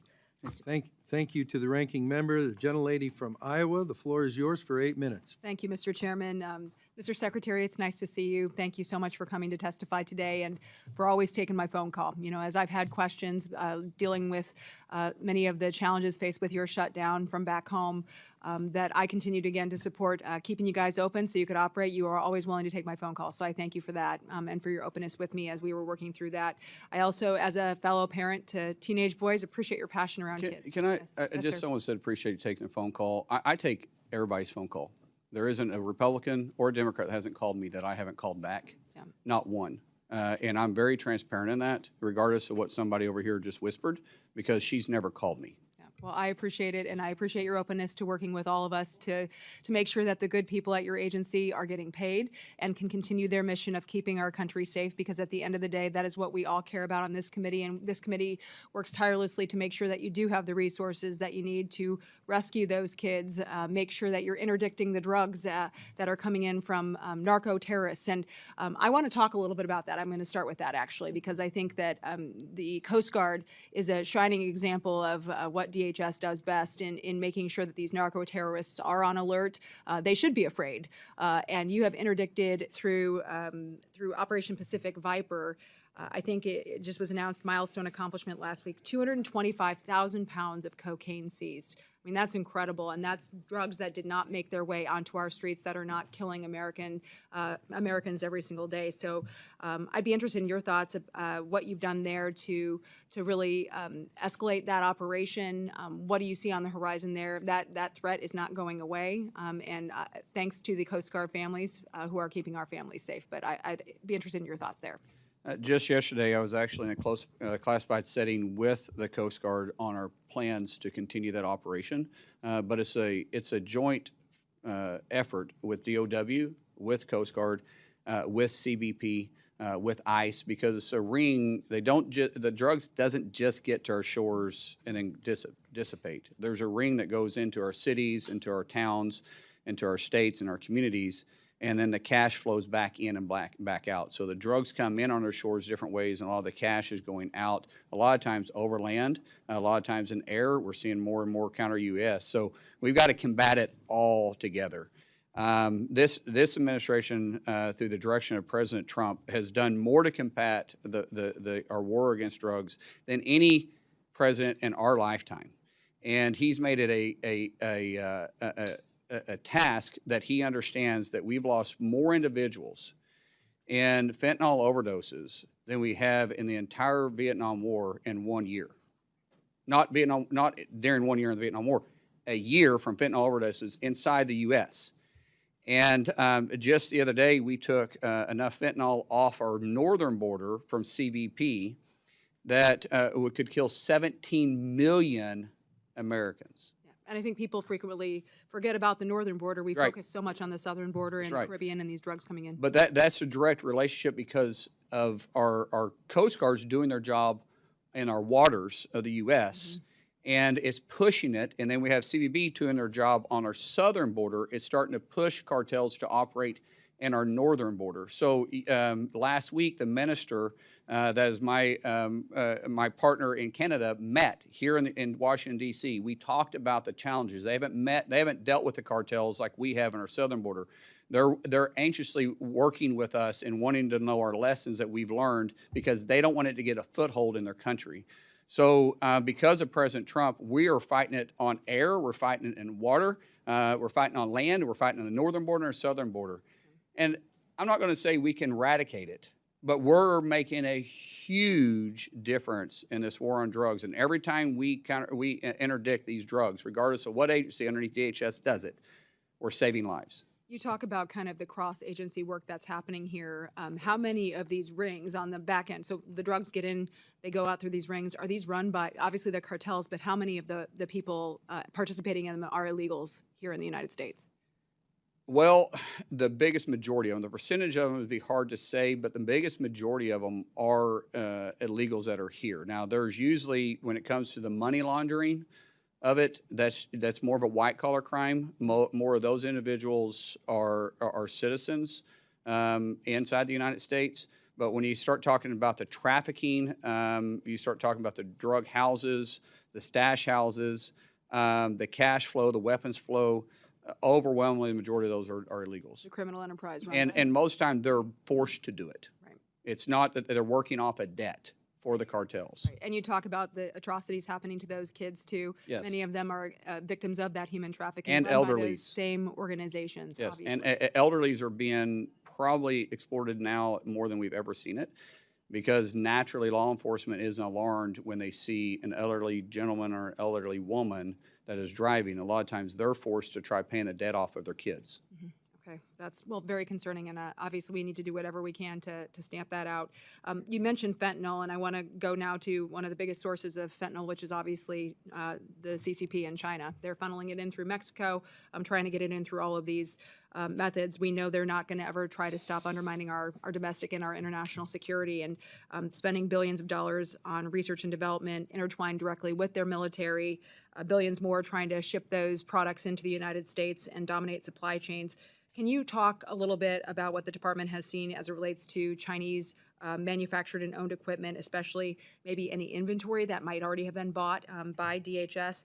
What precautionary measures you're taking to ensure that our agencies are protected on the cybersecurity front, data privacy, other threats that you may be having to? Well, the data centers that we're pushing, we know China is working every single day, and they're even working harder to try getting into our systems. They've made that part of their future plans. They feel like that's important for them. That's where the private-public partnership is vitally important. That's where CISA is going to play a major role, because we can't expect Meta or Google to do it on their own. They're fighting they're fighting an army, truly an army, from CBP or from North Korea, or militias from Russia, or Iran from the IRGC. We have to have an all-out frontal approach and be proactive. We can't be reactive in this. We have to be very proactive, and that partnership is something we're strengthening. But we also got to respect privacy too. There's a lot of privacy concerns when the government starts looking into cyber because of the sensitive material that is there. It's a fine line we're trying to work through. It's difficult. We're going to have to come to Congress for help on that, because we're going to need clarification, I believe, with the new technology that's coming out and the new way that they're entering into our systems, that we're going to need new clarity on how far CISA can go. We'll certainly look forward to working with you and the agencies, relevant agencies on that. Want to talk a little bit to wrap up my time on CBP. Obviously, their role is not just keeping our borders safe, but it's also making sure we're interdicting bad things coming into our country, including counterfeit products and things that are going around our trade laws as well. I have a piece of legislation, the Protecting American Industry and Labor from International Trade Crimes Act. We call it PALE, just passed through judiciary unanimously just a few weeks ago, and this would help make sure there are additional resources to DOJ and CBP to make sure that they can actually hold these bad actors accountable. So I'd just be curious, like what role CBP can continue to have in making sure we're eradicating transnational shipment and some of these other malign practices used by the CCP and other actors as well to try to undermine American jobs.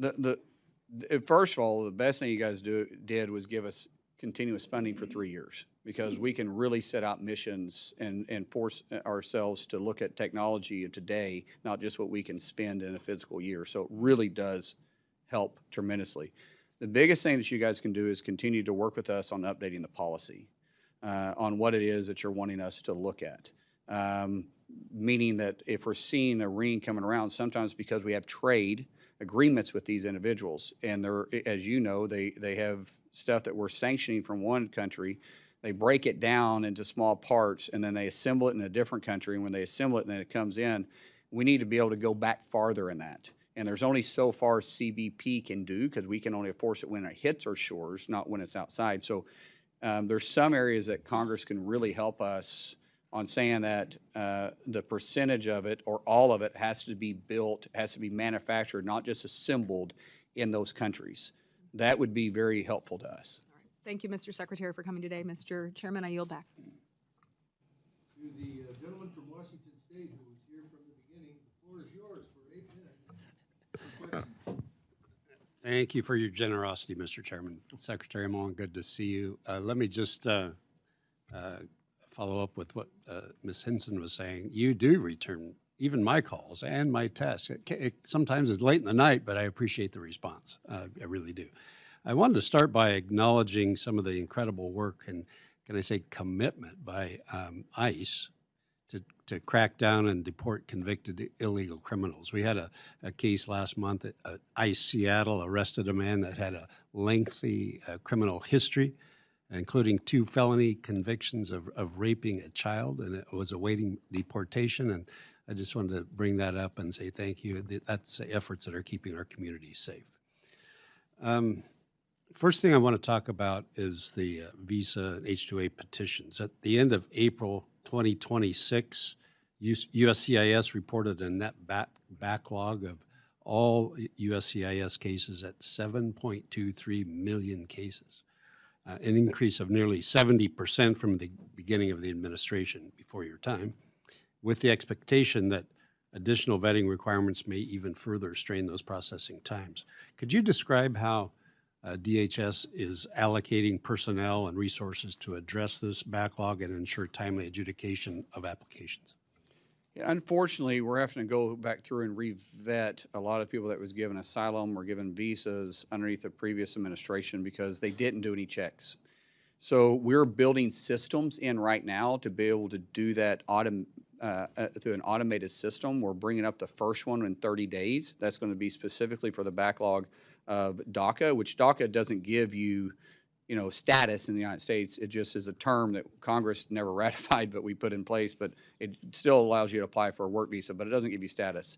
That we're going to deploy the first one in 30 days, and then we think we'll be able to get caught up in a very fast time. But we're having to build the automated systems because it's just not possible for us to go through one by one. But because we're going through there and taking a deeper look at all this, we've been able to arrest over 1,900 known terrorists that were given status underneath the Biden administration inside the United States. Over 1,900. These aren't suspected terrorists. These aren't terrorist watch lists. These were terrorists that was just issued because there wasn't any really checks and balances put in place. And so it's real work that they're doing. But we are building a system to be faster at it, and the technology that we have, the private-public partnership we've been talking about a lot, is helping us get there. Good. So on a related note, I appreciate the agency's follow-up to a question that I actually submitted, if you remember, Mr. Chairman, when Director Edlow testified regarding the adjudication and processing time specifically for H-2A petitions. The response indicated that there was no backlog for H-2A petitions, which, thank you, that's a welcome update. However, it's a 15-day turnaround. Once it gets cleared, it's 15 days. Well, what I was going to ask, the response also indicated that the processing times in 2026 so far are notably longer compared to previous years. So just looking for your commitment that you'll continue to support the agency's efforts to expedite these petitions. As you know, timing is critical for agriculture. And will your budget ensure that sufficient resources are dedicated in order to carry out those responsibilities? So I had a briefing on this 2 days ago. Yeah. And our turnaround on those visas are 2 days or 15 days, especially if they're known. A lot of these agriculture workers are known. They come back and forth. We see them every time. We can repeat them, and the largest percentage of those are. We're also looking at the dairy issue. Right. Thank you for that. And because it's not seasonal. So we think we got a path forward to fix that issue finally. We've asked Congress for clarification, but anytime you ask Congress for, I'm not beating up on you guys. I sit there too. So I'm just saying, anytime we ask Congress for anything to try to do with immigration, it gets just politicized. So, but we think underneath statute, there's a way for us to move this and make it work. We're still going through it. We're still getting legal opinion on it. We don't want to do anything but I don't think you guys would be upset if we did it, but I want to make sure we're legally able to do it. But as of 2 days ago, we're 15 days on turnaround on those. Once they're finally submitted correctly, we have a large percentage of them that are not entered correctly. And what I've asked CIS to do, USCIS, is to say, why can't we move this to a system that you can't submit the paperwork until it is filled out correctly? You know, if you do DocuSign or you do any of this stuff online, what you've got to go and accept, they won't let you move forward. The technology is there. We just have to adapt it and adapt it in a way to be able to make it interface friendly with the public, with the general public, to be able to make it more efficient. So we're doing a test program on this. We're actually trying to build an app. This is new this week. I briefed the president about it this week, and the president loved the idea. We're also, because some of these visas that we work with, these programs go through Commerce. Howard Lutnick and ourselves, our teams are working together to try. I don't know how long it'll take. It'll take a little bit to build it. That way, the misinformation won't be as prevalent, and we can get to it faster. Because every one we delay affects our economy. Yeah, absolutely. And so we want the people trying to get here to do it, to do it the right way, to work, to actually be able to come to the country and work. Appreciate that. Thank you. Let me turn the page to CISA for a second. It was already referenced the longest shutdown in history. When Director Anderson testified before this committee, I asked him about CISA's ability to identify, to mitigate, address the cyber threats from adversaries like Iran, like China, talking about critical infrastructure. Unsurprisingly, his answer was that CISA was limited in their capacity, and it was clear that a handicapped CISA meant higher risk of leaving our critical sectors, from our water systems to our hospitals, energy grids, you name it, dams, the agricultural sector. They're all vulnerable to cyber threats. So does the budget sufficiently provide personnel and resources that are going to be necessary to ensure that CISA is equipped, that they can tackle the potential cyber attacks from those adversaries that target those critical sectors of our economy? I do believe, as a secretary, I say, no, we always need more money. Truth is, we actually have the resources we need. We need the people, and we need the expertise. I think we even have the ability underneath statute to do it. What's happened over the years, like any great government agency, it creates its own bureaucracy. You guys give us authority, then we write the rules. And the rules sometimes handicap ourselves. So we're going back and looking at is what was the actual intent of Congress, and then how many layers of rules have we put on ourselves to say no? Because too often government agencies, it's easy to say no.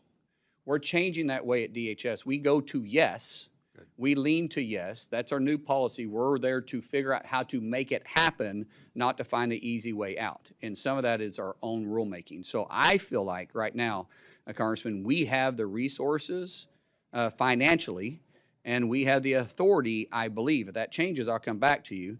But we don't have the personnel. And so we've got to get my director in place that the president's already met with. We got to get him in place, get him down the road, put him in place, let him hire his people, and get it built. Truthfully, once he's in place, it's going to take me probably 12 months to build this back. It may be longer when he gets in there and lets me know, but I believe we can make significant strides in the first 3 months. But to actually be where we need to be, I feel it'll take a full year. Well, let us help you wherever we can there. Yes, thank you. Appreciate you being here. Yep. Thank you, Mr. Chairman.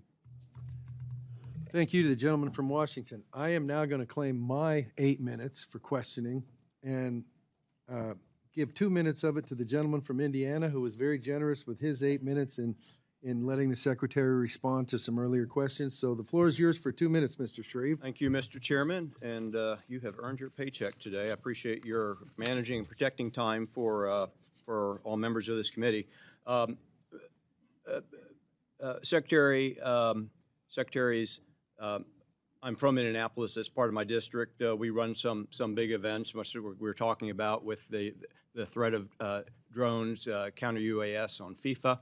We've got the Indy 500. We have the men's Final Four. We had the Pacers playoffs.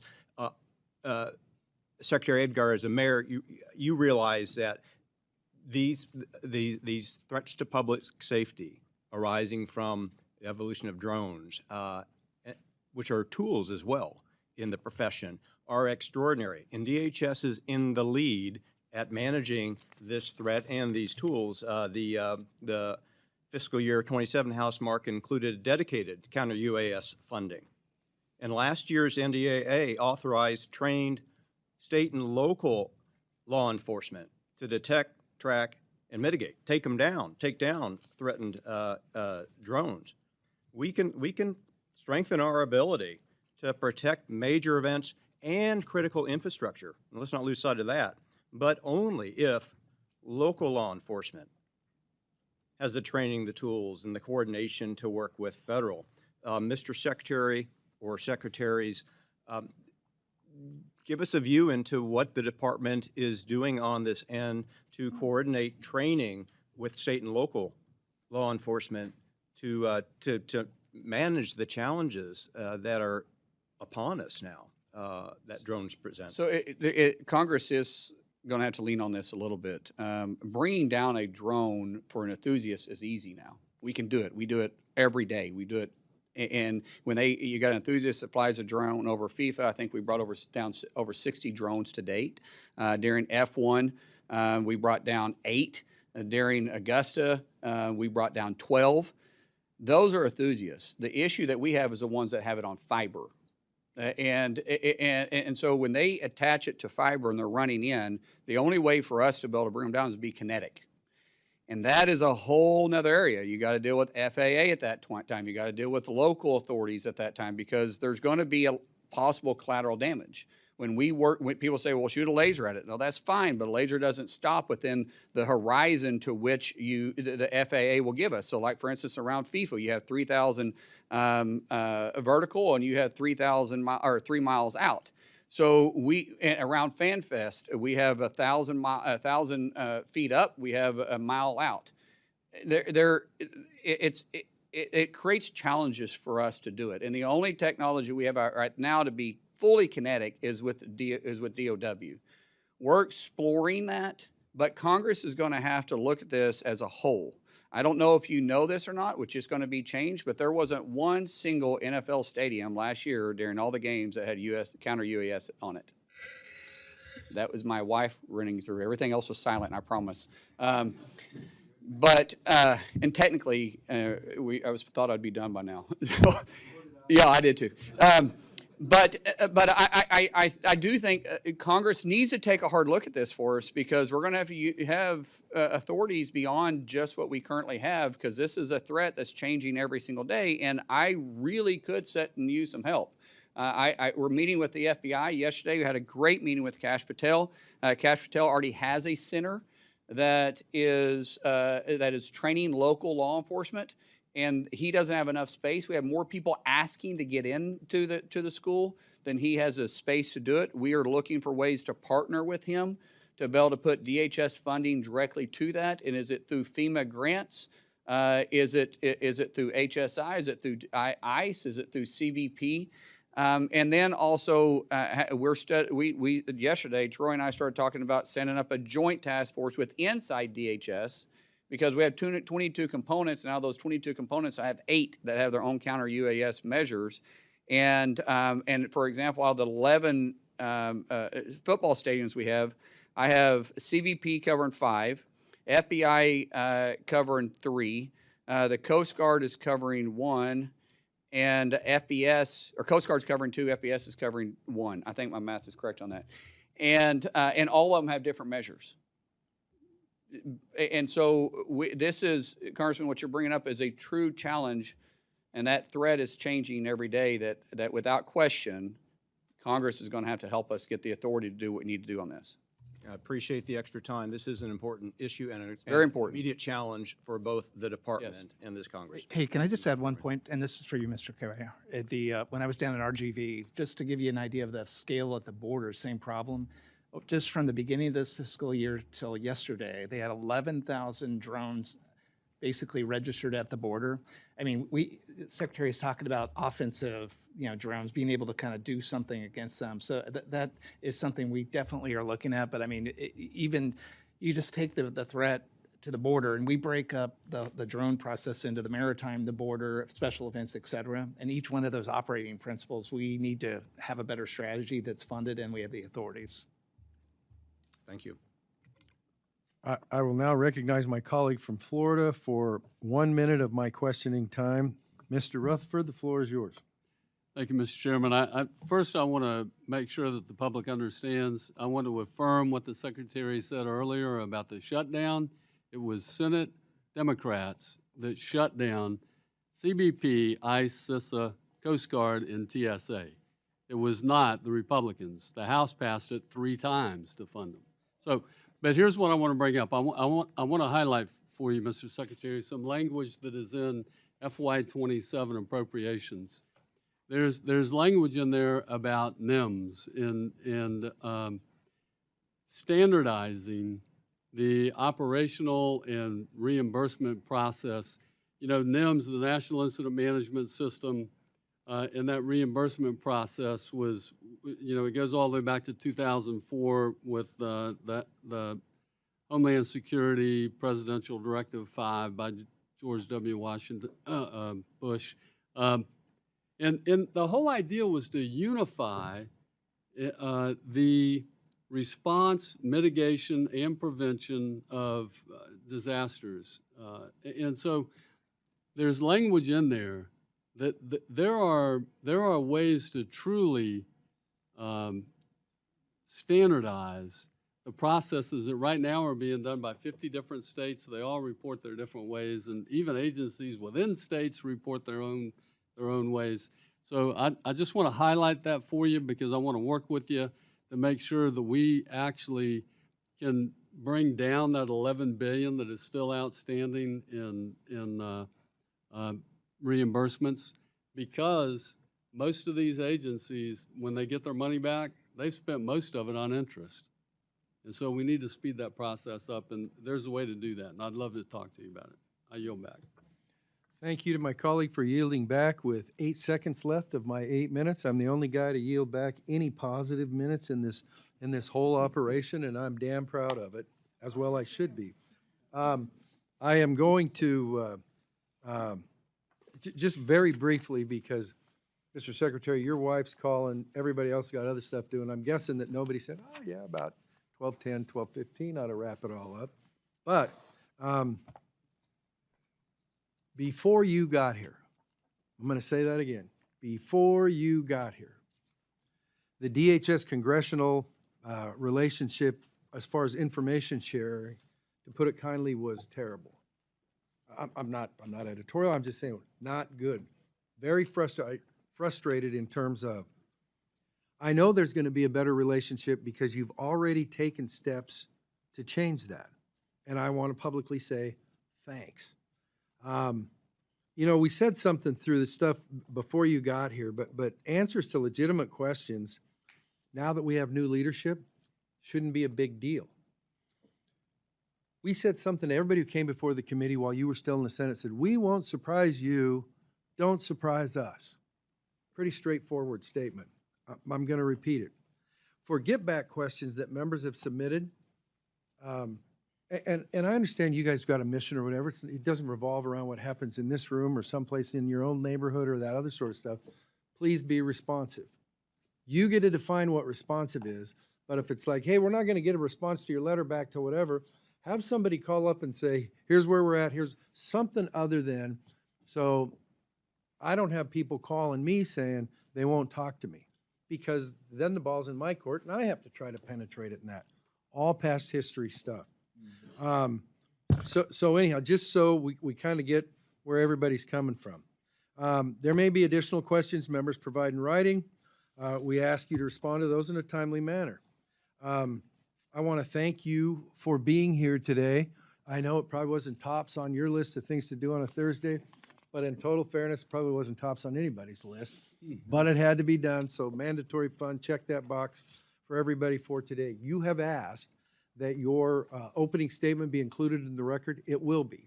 I will also say that if there are things that were said during this that you feel a need to respond to, please include that in what you submit for the record, and we'll submit that we'll include that in part of the record too. And so I'm not going to commit the absolute sin of saying, does anybody have anything else? I'm going to say that this subcommittee meeting of the Homeland Appropriations, the subcommittee, yeah, easy for you guys to say. Subcommittee meeting is adjourned.